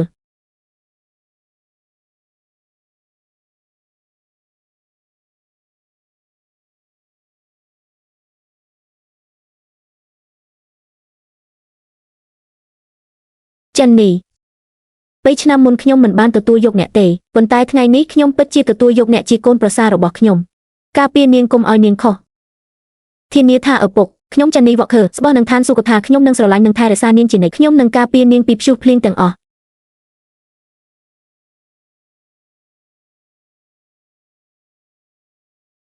3ឆ្នាំហើយទីបំផុតខ្ញុំអាចនាំអ្នកមកផ្ទះវិញបានតោះទៅ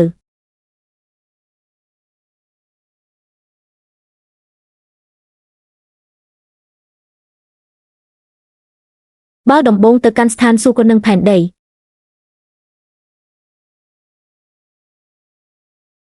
បទុមអរគុណសម្រាប់ការរៀបការជាមួយខ្ញុំកាលពី3ឆ្នាំមុនខ្ញុំគួរតែអរគុណអ្នកដែលអ្នកបានផ្ដល់ផ្ទះឲ្យខ្ញុំអានក្បាលលើកទី2ចំពោះឪពុកម្ដាយទាំងអស់គ្នាទៅវិញទៅមកពួកគេជាគូដ៏ល្អឥតខ្ចោះអ្នកដែលសើចំអកឲ្យនាងដែលរៀបការជាមួយបុរសខុសច្បាស់ជាកំពុងលេបពាក្យសម្ដីរបស់ពួកគេឥឡូវនេះមិនមែនជាកំហុសទេនេះច្បាស់ណាស់ថាជាការប្រកួតដ៏ល្អបំផុតនៅក្នុងរាជធានីទាំងមូល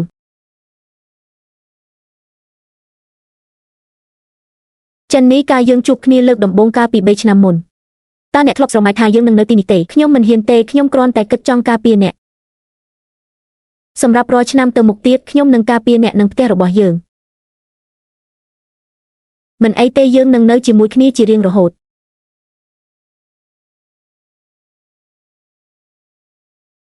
បទុមអំពីពិធីមង្គលការថ្ងៃនេះតើអ្នកសប្បាយចិត្តទេខ្ញុំមកពីវិមានសាមឺដល់ផ្លូវហាម៉ូនី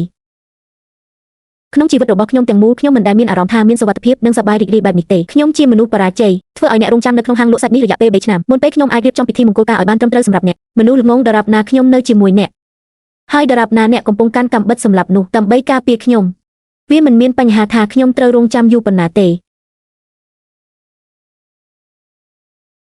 នេះជាការទន់ភ្លន់ដ៏ល្អឥតខ្ចោះសម្រាប់នំប៉ាវ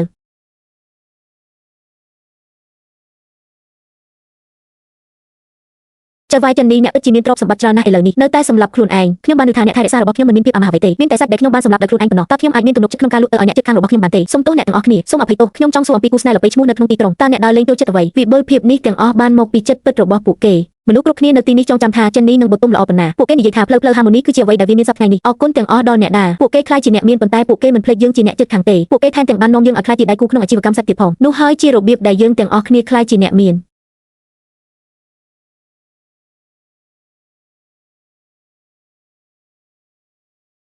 បន្ថយល្បឿនមើលអ្នកណាកំពុងនិយាយតើអ្នកណាជាអ្នកឡើងដាំឈើសម្រាប់អាក្រូបាតហើយបានបាក់ជើងរបស់គាត់ហើយទូចថាគាត់គ្រាន់តែរអើដួលប៉ុន្តែខ្ញុំគ្រាន់តែព្យាយាមធ្វើឲ្យអ្នកសប្បាយចិត្តនោះគឺជាមួយទៅវត្តមុននៅតែចំអកខ្ញុំអំពីវាប្រសិនបើខ្ញុំមិនបានលងស្នេហ៍នឹងឋានៈខ្លាំងពេកទេបើខ្ញុំគ្រាន់តែស្រឡាញ់នាងដោយស្មោះអ្នកដែលនៅក្បែរនាងឥឡូវនេះគឺជាខ្ញុំលោកស្រីស្កុតចិននេះអ្នកសុខសប្បាយទេ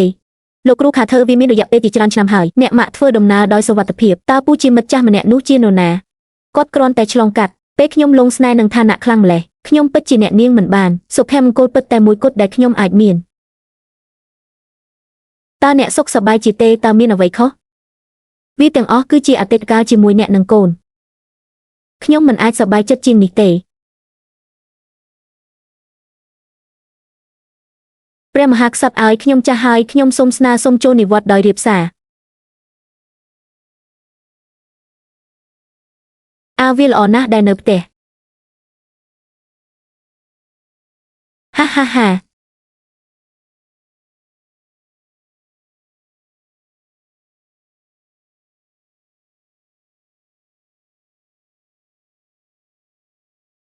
បទុមចិននេះ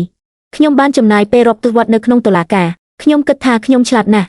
ប៉ុន្តែឥឡូវនេះពេលក្រឡេកមើលទៅក្រោយវិញរឿងដ៏ល្អបំផុតដែលខ្ញុំធ្លាប់ធ្វើមិនបានបង្ខំអ្នកឲ្យត្រឡប់មកផ្ទះវិញទេឆ្នាំនោះប៉ាខ្ញុំធ្លាប់គិតថាគ្រួសារដែលមានឋានៈខ្ពង់ខ្ពស់ហើយអាពាហ៍ពិពាហ៍ដ៏រឹងមាំគឺជាសុវត្ថិភាពពេញមួយជីវិតរបស់អ្នកប៉ុន្តែឥឡូវនេះខ្ញុំឃើញយ៉ាងច្បាស់នៅពេលដែលស្ត្រីរៀបការនាងស្វែងរកចរិតលក្ខណៈនរណាម្នាក់ដែលនឹងក្រោកឈរឡើងសម្រាប់អ្នកហើយការពារអ្នកពីព្យុះនិងបេះដូងដ៏ស្មោះត្រង់ដែលមានចំណងជើងទេ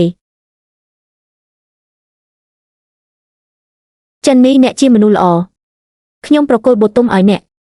ឥឡូវនេះខ្ញុំអាចសម្រាកបានហើយកុំបារម្ភអីប៉ាដរាបណាខ្ញុំនៅរស់ខ្ញុំនឹងមិនអនុញ្ញាតឲ្យបទុមរងទុក្ខឡើយខ្ញុំនឹងការពារផ្ទះនេះចិននេះតើអ្នកចាំព្រឹកព្រលឹមដែលមានអាប់នៅលើទិសវត្តមុនអ្នកបានទាត់បើកទ្វារក្រេស្នែងសេដាន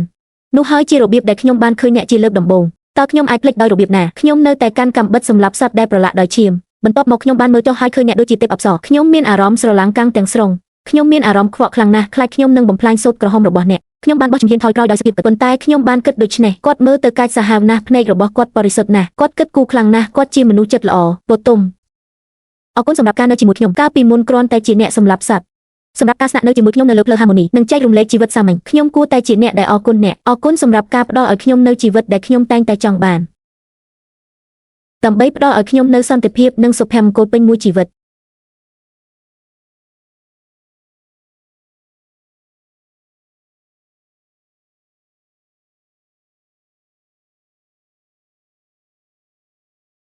លោកតាវ៉កខឺថ្ងៃនេះអ្នកក្រោកពីព្រលឹមគ្រាន់តែជាទម្លាប់មួយប៉ុណ្ណោះដោយគ្មានសម្លេងនៃការចិញ្ច្រាំសាច់ខ្ញុំមិនមានអារម្មណ៍ថាត្រឹមត្រូវទេតើអ្នកណានឹងគិតថានៅពេលនោះវាមិនសមហេតុផលនោះទេការលីឡំគ្នាដោយអាប់នឹងក្លាយជាសម្រស់ដ៏ស្រស់ស្អាតបំផុតរបស់រាជធានីការប្រកួតដែលធ្វើឡើងនៅស្ថានសួគ៌ជីតាប្រាប់យើងពីរឿងមួយនៅពេលនោះផ្លូវថ្នល់ត្រូវបានគ្រប់ដណ្ដប់ដោយអាប់ក្រាស់អ្នកមិនអាចមើលឃើញនរណាម្នាក់នៅចម្ងាយ5ជំហានទេខ្ញុំបានទាត់បើកទ្វារក្រេស្នែងសេដាននៅតែកាន់កាំបិតសាច់ដែលប្រឡាក់ឈាមហើយពេលខ្ញុំមើលខាងក្នុងនៅទីនោះយាយរបស់អ្នកអង្គុយមើលទៅដូចជាជីតាទេពអប្សរតើអ្នកខ្លាចថាយាយនឹងត្រូវយកទៅឆ្ងាយមែនទេហាជាការពិតណាស់ខ្ញុំគឺជានោះហើយជាមូលហេតុដែលពេញមួយជីវិតរបស់ខ្ញុំមិនដែលហ៊ានលះបង់ឡើយពីដៃរបស់ជីដូនរបស់អ្នក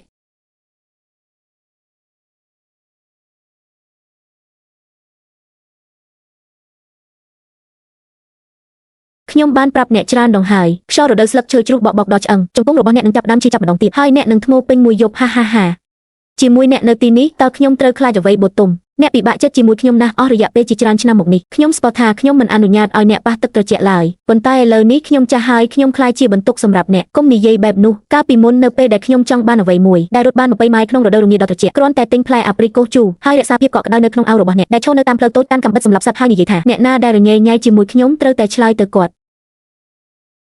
អ្នកបានការពារខ្ញុំពាក់កណ្ដាលជីវិតរបស់ខ្ញុំឥឡូវនេះដល់វេនខ្ញុំមើលថែអ្នកហើយនៅជាមួយអ្នកគ្មានមួយវិនាទីណានៃជីវិតខ្ញុំដែលលំបាកនោះទេអូចាន់នីយាយស្កតកំពុងរីករាយនឹងព្រះអាទិត្យម្ដងទៀតអ្នកទាំងពីរបាននៅជាមួយគ្នាអស់រយៈពេលជិត60ឆ្នាំហើយអ្នកនៅតែគួរឲ្យស្រឡាញ់ខ្លាំងណាស់អ្នកធ្វើឲ្យមនុស្សគ្រប់គ្នាត្រណែនខ្លាំងណាស់ជាការពិតណាស់រឿងដែលមានមោទនភាពបំផុតក្នុងជីវិតរបស់ខ្ញុំគឺការរៀបការជាមួយបូតុំរបស់ខ្ញុំអ្នកចាស់ហើយឥឡូវនេះប៉ុន្តែអ្នកនៅតែជាក្មេងធំដដែលអ្នកគ្មានសង្ឃឹមទេបូតុំខ្ញុំនឹងរៀបការជាមួយអ្នកម្ដងទៀតនៅក្នុងជីវិតបន្ទាប់របស់យើងនៅទីនេះលើផ្លូវហាម៉ូនីហើយយើងនៅតែមានទីធ្លាតូចមួយនេះយើងនឹងរស់នៅបែបនេះម្ដងទៀតយល់ព្រមខ្ញុំនឹងរងចាំអ្នកនៅទីនេះក្នុងជីវិតបន្ទាប់របស់យើង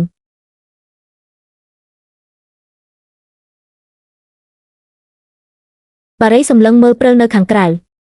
តើអ្នកចាំឆ្នាំដំបូងនៃអាពាហ៍ពិពាហ៍របស់យើងទេព្រើលធ្លាក់បែបនេះតើខ្ញុំអាចបំភ្លេចអតីតកាលដោយរបៀបណានេះជាលើកដំបូងរបស់ខ្ញុំដែលបានឃើញព្រើលធ្លាក់ខ្លាំងបែបនេះខ្ញុំរំភើបណាស់ខ្ញុំបានសង់មនុស្សព្រើលនៅក្នុងទេឃ្លាដៃខ្ញុំឡើងក្រហមដោយសារត្រជាក់ហាអ្នកញឹមដូចក្មេងដែលមិនចេះខ្វល់ខ្វាយខ្ញុំបារម្ភខ្លាំងណាស់ខ្លាចអ្នកត្រជាក់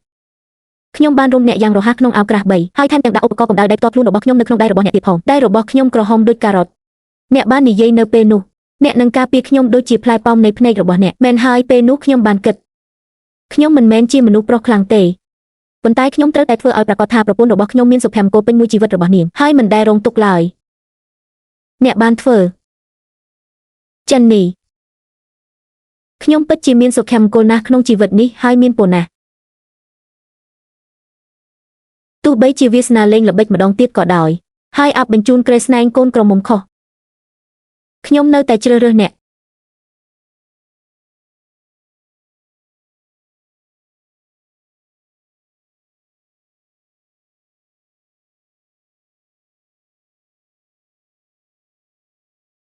នៅទីនេះជីដូនជីតា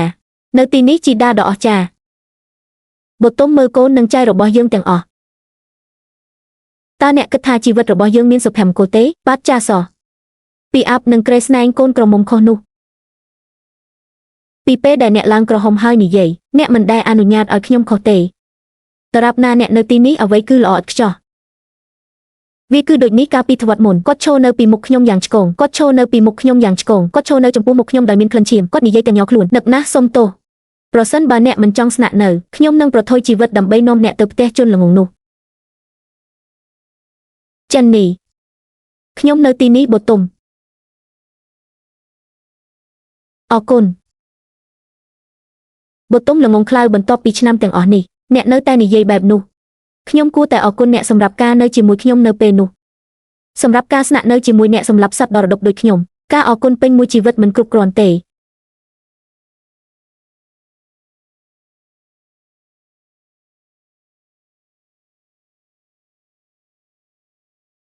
ប៉ាម៉ាក់មានបញ្ហាហើយ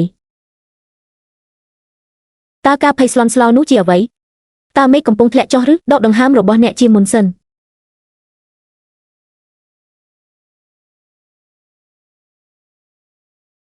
បន្ថយល្បឿនអ្វីដែលបានកើតឡើងម៉ាក់សាខាស៊ូបារ៉ូកំពុងបរាជ័យឈ្មោះកណ្ដាលក្នុងស្រុកមានសិទ្ធិផ្ដាច់មុខលើការជួញដូរកំពុងផែគ្មានអ្នកណាហ៊ានផ្គត់ផ្គង់ជ្រូកមកយើងទេយើងនៅតែជាពាក្យចាំអារ៉ាមថាវ៉កគឺនឹងកូនប្រុសរបស់ពួកគេទៀតការផ្លាស់ប្ដូរអតិថិជនដោយលះបង់របស់ចាស់ដូច្នេះសាច់គឺជាសាច់ល្អមនុស្សកំពុងតិចពីហាងរបស់យើងប្រសិនបើរឿងនេះនៅតែបន្តសាខានឹងត្រូវបិទទ្វារអ្នកជាបរិះឥឡូវនេះសូមស្ងប់ស្ងាត់ជាមុនសិនភាពភ័យស្លន់ស្លោមិនអាចដោះស្រាយអ្វីបានទេចូលយើងស្វែងយល់ពីមូលហេតុនៃរឿងនេះឪពុករបស់អ្នកនិយាយត្រូវនេះមិនមែនគ្រាន់តែជាសម្ពាធខាងក្រៅទេសាខាសូវ៉ាល់មានបញ្ហាផ្ទៃក្នុងអស់មួយរយៈហើយអេនត្រូវិចខ្ចប់របស់អ្នកឪពុករបស់អ្នកនិងខ្ញុំនឹងទៅភាគខាងជើងជាមួយអ្នកយើងនឹងឃើញដោយខ្លួនឯងមិនអីទេម៉ាក់ជាមួយអ្នកនៅទីនោះខ្ញុំមិនខ្លាចទៀតទេ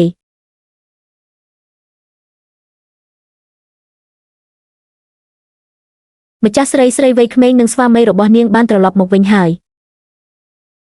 វាមិនមែនជាថ្ងៃឈប់សម្រាកមិនមែនជាពិធីបុណ្យទេហេតុអ្វីបានជាលីលីត្រឡប់មកវិញនៅម៉ោងនេះ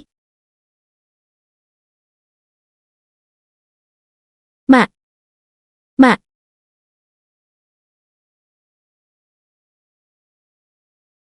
ឪពុកក្មេកម្ដាយក្មេកមានអ្វីខុសសូមចំណាយពេលរបស់អ្នកវាមិនមែនជាទីបញ្ចប់នៃពិភពលោកទេគាត់បានប្រឡងជាប់ចំណាត់ថ្នាក់ទី2គាត់កំពុងរងចាំតំណែងរបស់គាត់ប៉ុន្តែ3ថ្ងៃមុនវិមានមួយត្រូវបានដាក់ជូនដោយចោទប្រកាន់គាត់ពីបទក្លែងបន្លំការប្រឡងវានិយាយថាខ្ញុំបានសូកប៉ាន់អ្នកប្រឡងការប្រើប្រាស់ទ្រព្យសម្បត្តិរបស់អ្នកដើរនិងឥទ្ធិពលរបស់ជីតាខ្ញុំឥឡូវនេះចំណងជើងរបស់ខ្ញុំស្ថិតក្នុងគ្រោះថ្នាក់ខ្ញុំអាចនឹងត្រូវជាប់គុកដោយសារការសួរចម្លើយខ្ញុំបានសិក្សារយៈពេល10ឆ្នាំខ្ញុំតែងតែស្មោះត្រង់ខ្ញុំមិនដែលបោកប្រាស់ទេប៉ុន្តែឥឡូវនេះពាក្យចាំអារ៉ាមមានគ្រប់ទីកន្លែងខ្ញុំមិនអាចការពារខ្លួនបានទេ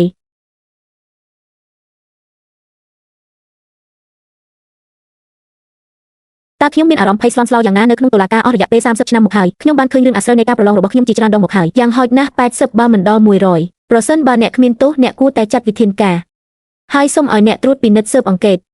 ដាក់ស្នើអត្ថបទដើមរបស់អ្នកសេចក្តីព្រាងនឹងការប្រឡងចុងក្រោយរបស់អ្នកការសរសេរដោយដៃនិងតវិជ្ជារបស់អ្នកនឹងបញ្ជាក់ពីភាពគ្មានកំហុសរបស់អ្នកឪពុកនិយាយត្រូវ Charles ប្រមូលឯកសាររបស់អ្នកនៅថ្ងៃនេះខ្ញុំនឹងជួយអ្នករៀបចំពួកវាទៅជាឯកសារពេញលេញមួយត្រឹមត្រូវហើយយើងនឹងធ្វើវាមួយជំហានម្ដងយើងនឹងសម្អាតឈ្មោះរបស់ឆាលីអរគុណឪពុកក្មេក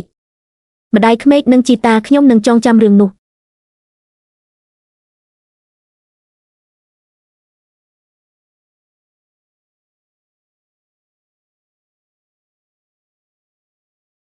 ម៉ាក់ប៉ាយើងមកដល់ហើយខ្ញុំនឹងនាំបរិះមួយចំនួនទៅសាខាឥឡូវនេះចាំមើលអ្នកណាបំផ្លាញឈ្មោះយើងកុំប្រញាប់ទៅសាខាអីយើងនៅទីនេះដោយសម្ងាត់តោះដើរលេងនៅផ្សារសូហូជាមុនសិនហើយដើរលេងជុំវិញភូមិក្បែរនោះ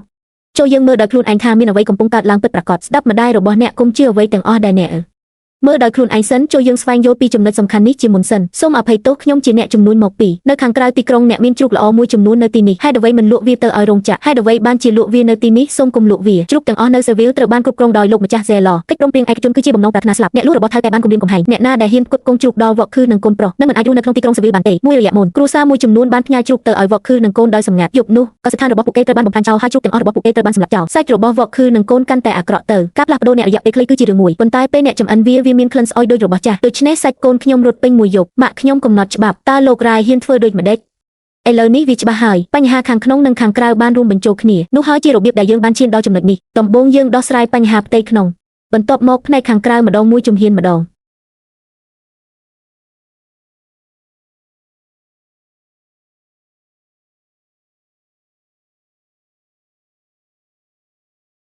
អូលោកវ៉កខឺវ័យក្មេងលោកម្ចាស់វ៉កខឺនិស្សិតឆ្នាំចុងក្រោយលោកស្រីវ៉កខឺវាជាកិត្តិយសណាស់ដែលមានអ្នកនៅទីនេះសូមទោសដែលខ្ញុំមិនស្វាគមន៍អ្នកឲ្យបានត្រឹមត្រូវលោករ៉ាយបានកាត់បន្ថយសកម្មភាព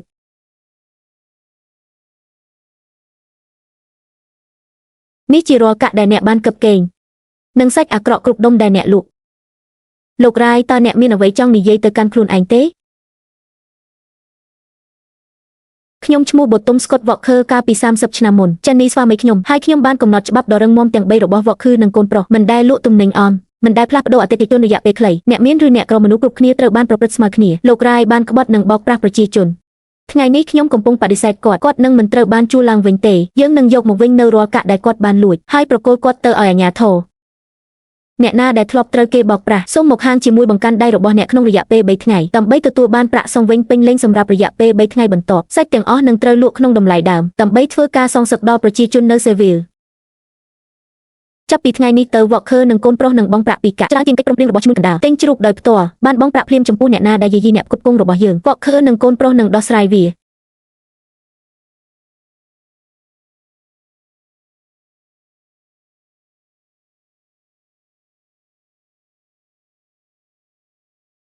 ការក្លែងបន្លំការប្រឡងវាជាការក្លែងបន្លំមួយ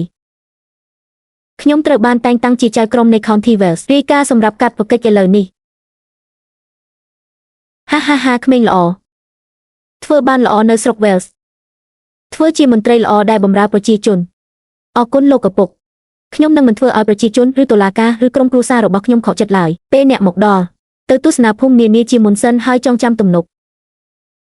ជីតារបស់អ្នកតែងតែនិយាយថាប្រជាជនត្រូវមកមុនគេខ្ញុំនឹងចងចាំរាល់ពាក្យសម្ដីរបស់ម៉ាក់បងប្រុសបង្កើតយើងជាអ្នកចិត្តខាងគ្នាឥឡូវនេះបើមានក្រុមចោរក្នុងស្រុកណាបង្កបញ្ហាសូមប្រាប់ខ្ញុំផង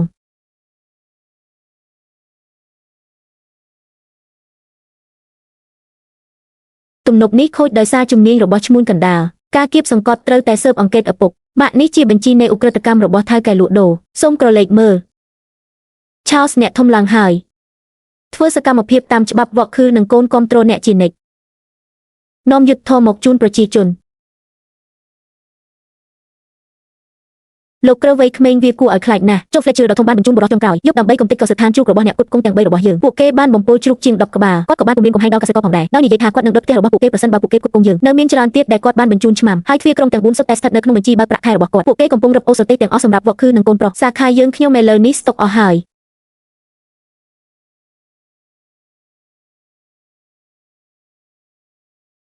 ប្រមូលផ្ដុំពួកគេនៅក្នុងខ្ញុំនឹងវាយធ្មេញរបស់โจ Tom Flynn ឲ្យបែក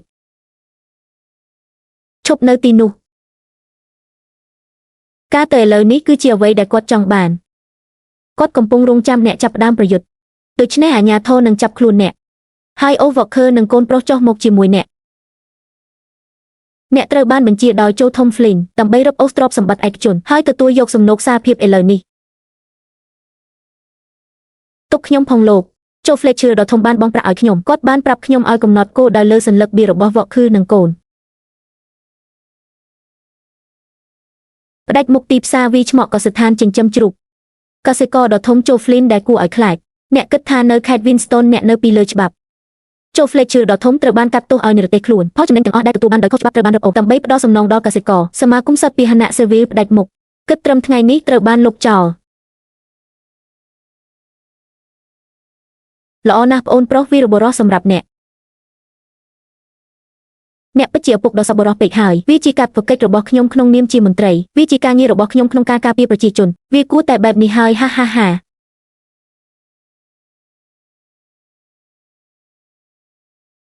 ប្រញាប់ឡើងយើងត្រូវទប់ស្កាត់ការបំពាននេះមុនពេលទឹកជំនន់កម្រិតកម្ពស់បន្ទាប់មកដល់សាច់ជ្រូកឡើងដល់80កាក់ក្នុង1ផោនឈ្មួញគ្មានបេះដូងទាំងនេះពួកគេកំពុងព្យាយាមធ្វើឲ្យយើងអត់ឃ្លានរហូតដល់ស្លាប់ម្ដាយតើអ្នកទាំងពីរកំពុងធ្វើអ្វីនៅទីនេះក្នុងភ្លៀងយើងបានមកជួបអ្នកនិងដើម្បីជួបប្រជាជននៅ County Wales ឆើអ្នកធ្វើបានល្អជាមួយទំនុកប៉ុន្តែចំពោះតម្លៃអ្នកមិនអាចដោះស្រាយរឿងនេះតែម្នាក់ឯងបានទេចាប់ផ្ដើមថ្ងៃស្អែកសាខា Walker និង Seville ទាំងអស់នឹងលក់សាច់ក្នុងតម្លៃសមរម្យ20កាក់ក្នុង1ផោនការផ្គត់ផ្គង់គ្មានដែនកំណត់មិនរកប្រាក់ចំណេញកន្ទុយ500នេះគឺសម្រាប់ស្រុកសម្រាប់ទំនុកនិងកិច្ចខិតខំប្រឹងប្រែងសង្គ្រោះឪពុកក្នុងនាមប្រជាជននៃ County Wales សូមអរគុណចំពោះសេចក្តីសប្បុរសដ៏អស្ចារ្យរបស់អ្នកមនុស្សគ្រប់គ្នាមិនរុញច្រាន Walker និងកូនប្រុសមានលុយគ្រប់គ្រាន់សម្រាប់កាក់ទាំង2វាពិតជា20កាក់មែនអ្នកដើរគឺជាអ្នកមានគុណដ៏អស្ចារ្យសូមអរគុណដល់ចៅក្រមវ៉ែលសូមអរគុណដល់អ្នកដើរសម្រាប់ការជួយសង្គ្រោះយើងលោកស្រី Walker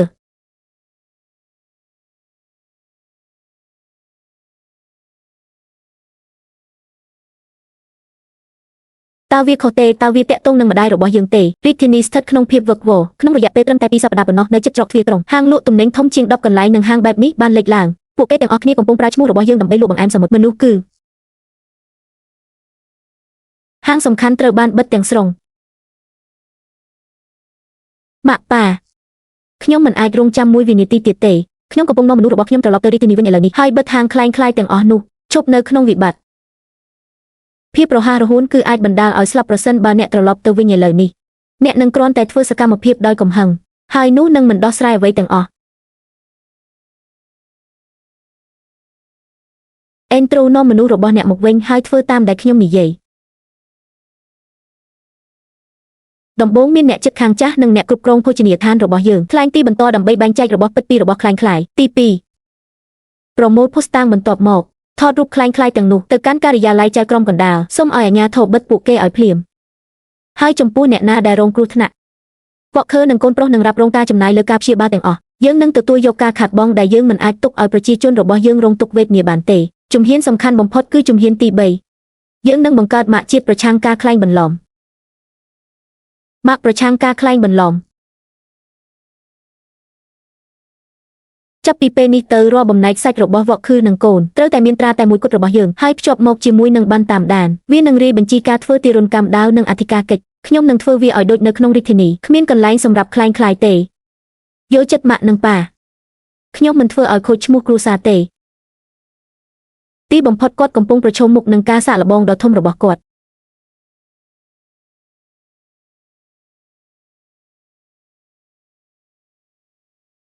លោកគ្រូវ័យក្មេងទីបំផុតអ្នកត្រឡប់មកវិញហើយបើគ្មានអ្នកទេហាងនេះនឹងត្រូវបំផ្លាញចោលហើយយើងគ្រាន់តែមិនអាចទ្រាំទ្របានទៀតទេកុំបារម្ភអីខ្ញុំត្រឡប់មកវិញហើយខ្ញុំនៅទីនេះឥឡូវនេះ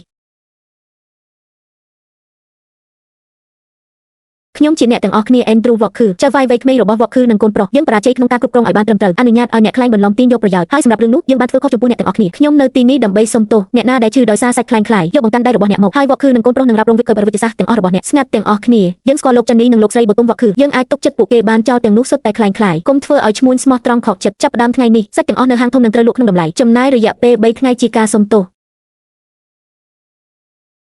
ចាប់ខ្លួនជនសង្ស័យបិទហាងក្លែងក្លាយកិត្តិយសរបស់អ្នកពុះតាំងគឺរឹងមាំខ្ញុំសូមឲ្យអ្នកចូលជាមួយទឹកនិងព្រះអាទិត្យនិងជាមួយប្រជាជន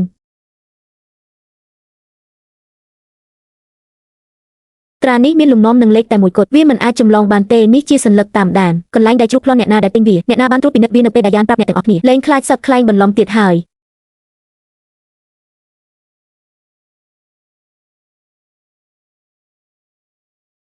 រាជធានីម៉ាកមានសុវត្ថិភាពវិធីសាស្ត្រប្រឆាំងការក្លែងបន្លំត្រូវបានអនុវត្តនៅគ្រប់សាខាទាំងអស់វានឹងបញ្ឈប់ការក្លែងបន្លំទាំងអស់ប្រជាជនអាចញ៉ាំដោយទំនុកចិត្ត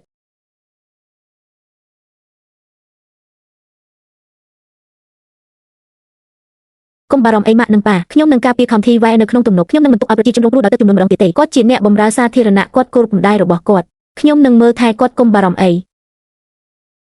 ថែរក្សាខ្លួនឯងផងកុំធ្វើការទាំងយប់ទាំងថ្ងៃខ្ញុំនឹងបារម្ភខ្ញុំដឹងម៉ាក់យាយសួរហើយ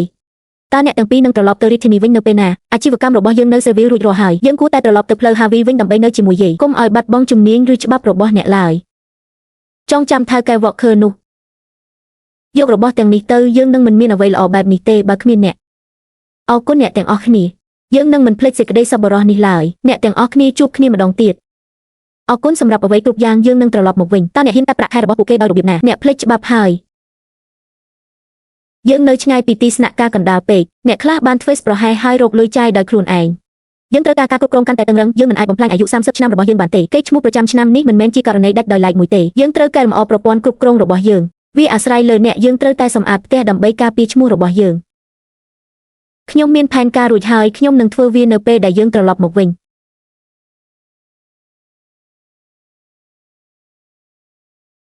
អ្នកដើរបានត្រឡប់មកវិញហើយសូមស្វាគមន៍មកវិញចៅវាយវ៉កខឺលោកស្រីវ៉កខឺ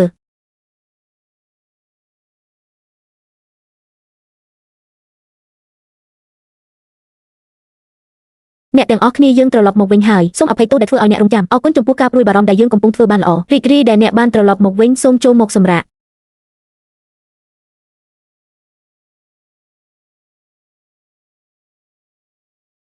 ម៉ាក់ឥឡូវនេះសាខារាជធានីទាំងអស់ត្រូវបានបោះត្រាហើយ ហាងខ្លែងខ្លាយបានបាត់ទៅជារៀងរហូតប្រសិនបើយើងមិនដកជំងឺមហារីកទាំងនេះចេញទេនៅទីបំផុតពួកគេនឹងបំផ្លាញវ៉កខឺនិងកូនប្រុសម៉ាក់ខ្ញុំបរាជ័យក្នុងការត្រួតពិនិត្យរឿងផ្សេងខ្ញុំមិនបានកត់សម្គាល់ឃើញការផ្លាស់ប្ដូរទាំងនេះទេមិនអីទេវាមិនមែនជាកំហុសរបស់អ្នកទេអ្វីដែលយើងត្រូវធ្វើឥឡូវនេះគឺបង្កើតប្រព័ន្ធពេញលេញមួយទុកឲ្យច្បាប់គ្រប់គ្រងមនុស្សម៉ាក់ខ្ញុំនឹងគ្រប់គ្រងអ្នកទាំងស្រុងខ្ញុំនឹងកំណត់និងអនុវត្តច្បាប់សម្រាប់វ៉កខឺនិងកូនប្រុសត្រូវស្ដាប់ម្ដាយរបស់អ្នកយើងនឹងធ្វើការជាមួយគ្នាជាឪពុកនិងកូនប្រុសដើម្បីការពារនិងគ្រប់គ្រងវ៉កខឺនិងកូនប្រុសឲ្យបានល្អធ្វើបានល្អហើយអ្នកនឹងទទួលបានប្រាក់រង្វាន់ចុងឆ្នាំ 30% ធ្វើមិនបានល្អហើយអ្នកនឹងត្រូវបណ្តេញចេញនិងស៊ើបអង្កេតបូករួមទាំងផ្លូវឡើងឋានៈសម្រាប់បុគ្គលិកអ្នកណាមិនខំប្រឹងធ្វើការបូតុំអ្នកពិតជាអស្ចារ្យណាស់ខ្ញុំធ្លាប់ជាអ្នកសម្លាប់សត្វពេញមួយជីវិតរបស់ខ្ញុំប៉ុន្តែខ្ញុំមិនដែលគិតពីផែនការដ៏ហ្មត់ចត់បែបនេះទេយើងជាក្រុមមួយយើងម្នាក់មានតួនាទីរៀងខ្លួននោះជារបៀបដែលយើងនឹងរក្សាវ៉កខឺនិងកូនប្រុសឲ្យរឹងមាំអ្នករក្សាតម្លៃស្នូលរបស់យើងខ្ញុំនឹងរក្សាច្បាប់របស់យើងនឹងរួមគ្នាបង្កើតវ៉កខឺនិងកូនប្រុសកាន់តែប្រសើរឡើងខ្ញុំនៅជាមួយអ្នកក្នុងនាមជាមនុស្សម្នាក់ដែលយើងមិនអាចបញ្ឈប់បាន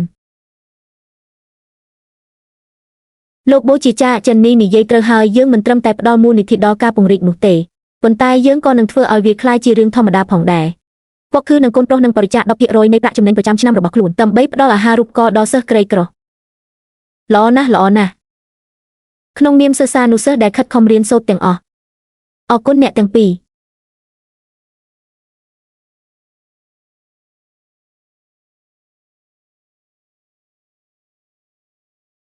លោកនិងលោកស្រីវ៉កខឺអ្នកបានបើកទ្វារឲ្យសិស្សរបស់យើង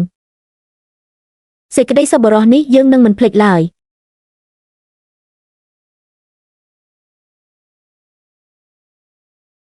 សូមអរគុណលោកវ៉កខឺ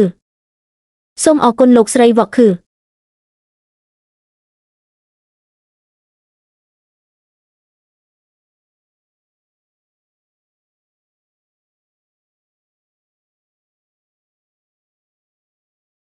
ើអ្នកណានៅទីនោះតើអ្នកហ៊ានបញ្ឈប់ប្រទេសរបស់លោកវ៉កខឺដោយរបៀបណាអ្នកមានបំណងប្រាថ្នាចង់ស្លាប់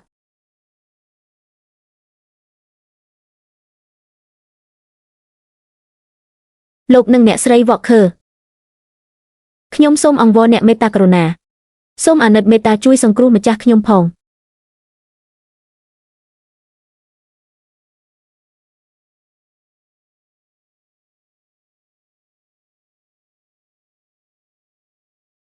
អ្នកមានសំណាងណាស់អ្នកបម្រើរបស់ William Carter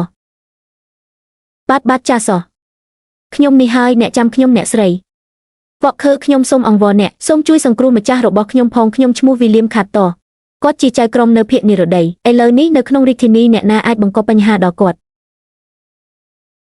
ចៅវាយរបស់ខ្ញុំបានបម្រើការនៅភូមិនិរដីដ៏លំបាកគាត់ធ្លាប់ជាចៅក្រមអស់រយៈពេលជាង1ទសវត្សរ៍មកហើយគាត់បានសាងសង់ប្រឡាយទឹកនិងសាលារៀនសម្រាប់ប្រជាជនគាត់គឺជាស្រមោលនៃអតីតខ្លួនឯងប៉ុន្តែគាត់ជាមន្ត្រីស្មោះត្រង់ម្នាក់គាត់មិនបានសន្សំសូម្បីតែមួយកាក់ឥឡូវនេះគាត់ជឿដោយសារធ្វើការហួសកម្លាំងគាត់គ្មានលទ្ធភាពទិញថ្នាំពេទ្យផងម្ចាស់របស់ខ្ញុំមានបំណងប្រាថ្នាចុងក្រោយពីដំបូងយកសាត្រាស្លឹករឹតរបស់រោងចក្រទឹកទាំងនេះត្រឡប់ទៅស្រុកកំណើតរបស់គាត់វិញហើយឲ្យពួកគេទៅកាន់ត្រកូលរបស់គាត់ទី2ដើម្បីសុំលុយខ្លះដើម្បីចិញ្ចឹមម្ដាយចាស់របស់គាត់នៅផ្ទះហើយម្ចាស់ខ្ញុំដឹងថាគាត់សុំច្រើនពេកហើយប៉ុន្តែខ្ញុំពិតជាអស់សង្ឃឹមណាស់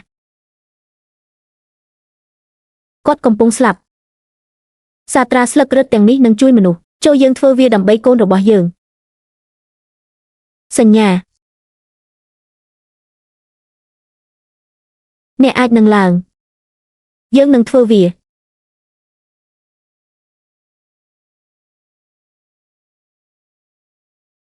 សូមអរគុណលោកវ៉កខឺអរគុណលោកស្រីសេចក្តីសប្បុរសរបស់អ្នកវ៉កខឺខ្ញុំនឹងមិនភ្លេចវាឡើយ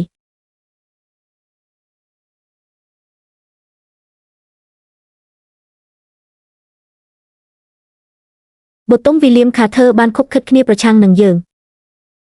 គាត់ខូខើណាស់ហេតុអ្វីបានជាអ្នកចំណាយលុយហើយបញ្ជូនមនុស្សទៅជួយគាត់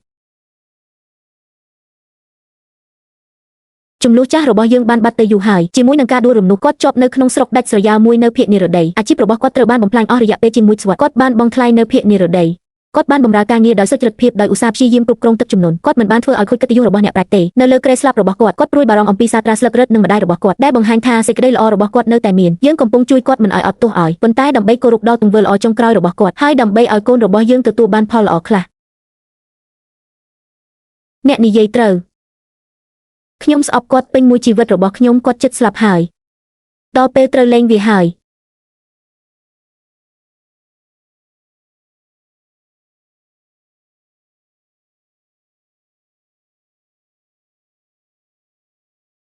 លោកខាត់តលោកនិងលោកស្រីវ៉កខឺបានផ្ញើមកខ្ញុំពួកគេបានផ្ញើថ្នាំនិងកន្ទុយរបស់វាចំនួន500មកអ្នកកន្ទុយ300គឺសម្រាប់ការគាំទ្រម្ដាយរបស់អ្នកនៅភាគខាងកើតនិង200សម្រាប់ការព្យាបាលរបស់អ្នកសាត្រាស្លឹករឹតត្រួតពិនិត្យទឹកចំនួនរបស់អ្នកដើរនិងប្រគល់វាទៅឲ្យគ្រួសារខាត់តដោយផ្ទាល់ធានាបាន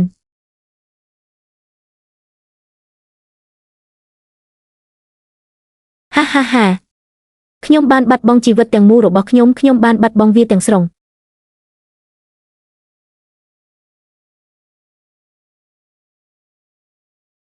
ខ្ញុំមិនបានចាញ់ដោយសារតែឋានៈរបស់ខ្ញុំទេ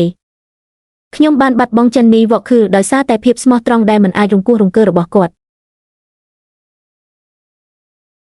លោកវីលៀមខាត់តបានទទួលមរណភាពអ្នកបម្រើចាស់របស់គាត់ដូចដែលបានណែនាំបានដោះស្រាយការរៀបចំខ្ញុំបានធ្វើតាមបញ្ជារបស់អ្នកខ្ញុំបានយកថ្នាំទៅឲ្យវីលៀមខាត់តនៅ500កន្ទុយប្រាក់សាត្រាស្លឹករឹតគ្រប់គ្រងទឹកចំនួនក៏ត្រូវបានប្រគល់ជូនទៅឲ្យប្រគល់ខាត់តផងដែរប៉ុន្តែលោកវីលៀមខាត់តបានទទួលមរណភាពនៅក្នុងការិយាល័យខំធីនេះជាសម្បត្តិសុំទោសដែលគាត់បានទុកការចងគំនុំរាប់ទសវត្សរ៍ជាមួយនឹងការស្លាប់របស់លោកបានរលាយបាត់ទៅហើយ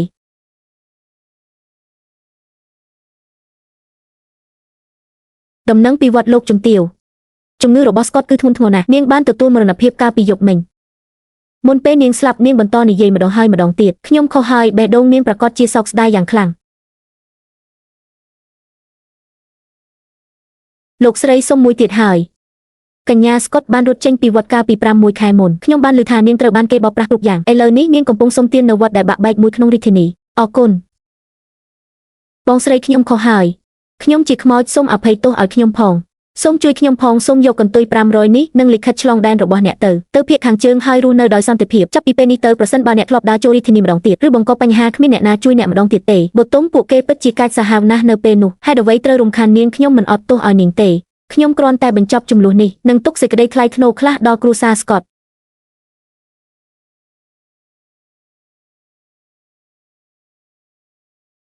វាចប់ហើយ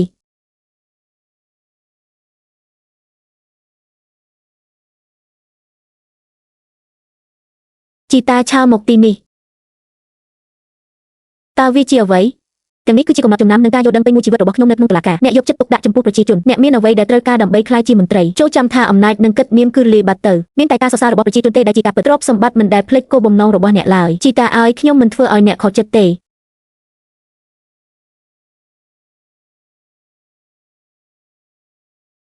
ឪពុកទៅខ្ញុំឈ្មោះចាន់នីវ៉កខឺខ្ញុំជាកូនប្រុសរបស់ចាន់នីវ៉កខឺខ្ញុំជំពាក់អ្នកច្រើនជាងគេក្នុងជីវិតនេះខ្ញុំជាមនុស្សល្ងងនៅពេលនោះខ្ញុំមើលងាយអ្នកថាជាអ្នកសម្លាប់សត្វប៉ុន្តែអស់រយៈពេលជាច្រើនឆ្នាំមកនេះអ្នកបានការពារបុតុមខ្ញុំកំពុងទុកនាងនៅក្នុងដៃរបស់អ្នកខ្ញុំពិតជាមានសន្តិភាពណាស់លោកតាខ្ញុំនឹងមើលថែបុតុមឲ្យបានល្អណាស់ខ្ញុំនឹងមិនអនុញ្ញាតឲ្យនាងខុសឡើយបុតុមអាណិតណាស់រឿងដ៏ល្អបំផុតដែលខ្ញុំធ្លាប់ធ្វើមិនបានបង្ខំអ្នកឲ្យត្រឡប់មកវិញទេអនុញ្ញាតឲ្យអ្នកជ្រើសរើសបុរសត្រឹមត្រូវប៉ាសូមគុំខ្ញុំមិនដែលបន្ទោសអ្នកទេខ្ញុំពិតជាមានសុភមង្គលពេញមួយជីវិតរបស់ខ្ញុំឪពុកមានសេចក្តីសុខក្នុងជាតិនេះនិងជាតិក្រោយខ្ញុំនឹងប្រព្រឹត្តចំពោះបុតុមជានិច្ចខ្ញុំនឹងមិនអនុញ្ញាតឲ្យនាងខុសឡើយ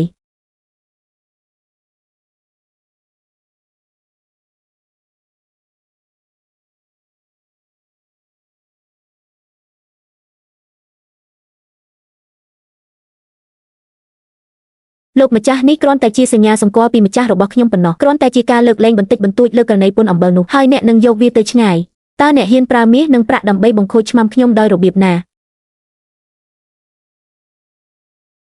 ខំសិក្សាមូលនិធិអាហារូបករណ៍វ៉កខឺនឹងត្រូវបង់ជារៀងរាល់ខែកុំបារម្ភអំពីការចំណាយលើការរស់នៅរបស់អ្នកម៉ាក់ក្មេងទាំងអស់នៅសាលាពិតជាដឹងគុណម៉ាក់ណាស់យើងអាចធ្វើបានតែប៉ុណ្្នឹងទេយើងជួយមនុស្សឲ្យបានច្រើនតាមដែលអាចធ្វើទៅបានបើគ្មានអ្នកដទៃខ្ញុំមិនអាចនៅទីនេះថ្ងៃនេះទេសេចក្តីសប្បុរសនេះត្រូវតែបន្តខ្ញុំជឿជាក់លើតម្លៃនៃភាពស្មោះត្រង់របស់វ៉កខឺការទទួលខុសត្រូវនិងសេចក្តីសប្បុរសនឹងតាមសិស្សទាំងនេះពាសពេញប្រទេសមើលទៅបុតុមយើងទើបតែបរិច្ចាគប្រាក់ខ្លះនៅពេលនោះដើម្បីសាងសង់សាលាមួយមិនដែលគិតថាយើងអាចជួយកុមារបានច្រើនយ៉ាងនេះទេគ្រួសារដែលធ្វើល្អនឹងទទួលបានពរជ័យយើងមិនដែលស្វែងរកទ្រព្យសម្បត្តិដ៏ធំនៅក្នុងជីវិតនេះទេគ្រាន់តែសន្តិភាពនិងសុវត្ថិភាពដើម្បីជួយអ្នកដែលខ្វះខាតគ្រប់គ្រាន់ហើយ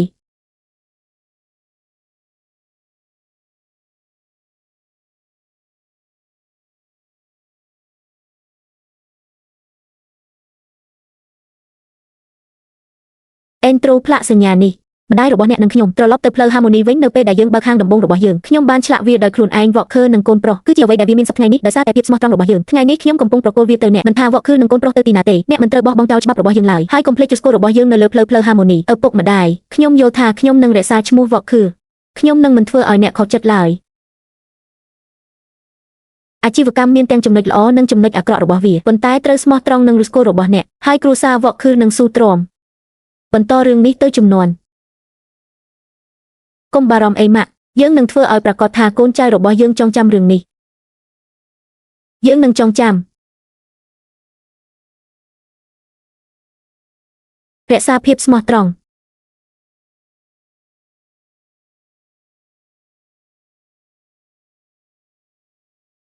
លោកតា Walker សួស្ដីលោកជំទាវ Walker នំប៉័ងសាច់ជ្រូកចំហុយថ្មីមាន Velo 2-3 នាក់អ្នកនៅតែខ្លាំងដដែលមិនអីទេយើងនឹងយកពី3ដុំដែលល្អឥតខ្ចោះសម្រាប់បរបស់យើងអ្នកស្រី Walker ទាំងនេះគឺជាកសក់ជ្រលក់ធ្វើនៅផ្ទះរបស់យើងពួកវាស្រស់និងព្រាមណាស់យកវាខ្លះទៅផ្ទះហើយសាកល្បងវាអរគុណសម្រាប់ការគិតពីពួកយើងអ្នកមានចិត្តល្អពេកហើយមិនមានចិត្តល្អតតែសោះប្រសិនបើមិនមែនដោយសារអ្នកនឹងលោកតាជួយយើងនៅពេលនោះទេយើងនឹងមិននៅកន្លែងដែលយើងនៅសប្តាហ៍ថ្ងៃនេះទេកុំបាត់បង់សិប្បកម្មហើយកុំបាត់បង់បេះដូងរបស់អ្នក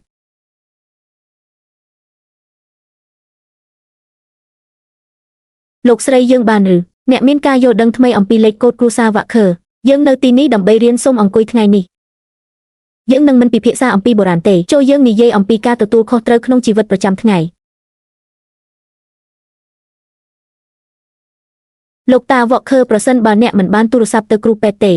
ហើយបានបង់ថ្លៃថ្នាំរបស់គាត់កូនប្រុសខ្ញុំប្រកាសជាស្លាប់អ្នកបានជួយសង្គ្រោះគ្រួសារយើងទាំងមូលយើងជាអ្នកជិតខាងអស់រយៈពេលជាច្រើនទសវត្សរ៍មកហើយយើងគួរតែជួយគ្នាទៅវិញទៅមកកុំធ្វើជាផ្លូវការពេកមើលពួកគេទៅពួកគេជាគូស្នេហ៍ដែលមានសំណាងបំផុតនៅលើពិភពលោកពួកគេបានស្រឡាញ់គ្នាពេញមួយជីវិតរបស់ពួកគេមិនដែលចាកចេញពីគ្នាឡើយពួកគេជាព្រះដ៏មានព្រះជន្មរស់នៃផ្លូវ Harmony របស់យើង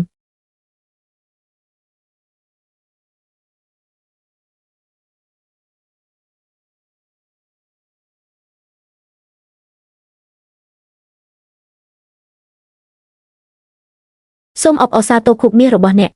ផ្លាកសញ្ញានេះសរសេរថាការប្រកួតដ៏ទេវភាពសេចក្តីល្អបានកន្លងផុតទៅដោយសញ្ញានៃការដឹងគុណពីសិស្សរាប់ពាន់អ្នកនៃសាលាចិននីទី1តែងតែនិយាយថាអ្នកជាមនុស្សមានសំណាងហើយដូចនោះ50ឆ្នាំបានកន្លងផុតទៅរៀបការកាលពី50ឆ្នាំមុនអាប់ក្រាស់បានលីឡំក្រេស្នែងអាពាហ៍ពិពាហ៍របស់យើងហើយខ្ញុំបានរៀបការជាមួយអ្នកដោយកំហុសសម្រាប់រយៈពេល50ឆ្នាំមកនេះសូមអរគុណសម្រាប់ការនៅជាមួយខ្ញុំតាមរយៈរឿងទាំងអស់នេះអ្នកបានផ្ដល់ឲ្យខ្ញុំនូវសុភមង្គលពេញមួយជីវិតខ្ញុំចិននី Walker ស្ពឹសលើជីវិតរបស់ខ្ញុំជារៀងរហូតខ្ញុំនឹងស្រឡាញ់តែអ្នកប៉ុណ្ណោះវាមិនមែនជាកំហុសទេវាគឺជាឋានសួគ៌ដែលបាននាំខ្ញុំទៅរកបុរសត្រឹមត្រូវរៀបការជាមួយអ្នកគឺជាពរជ័យដ៏អស្ចារ្យបំផុតរបស់ខ្ញុំ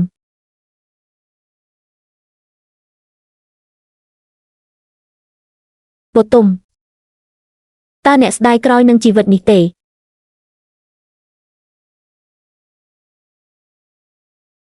មិនដែលរាល់ថ្ងៃជាមួយអ្នកទេខ្ញុំមិនស្ដាយក្រោយទេទាំងនេះគឺជាថ្ងៃដ៏ល្អបំផុតនៃជីវិតរបស់ខ្ញុំ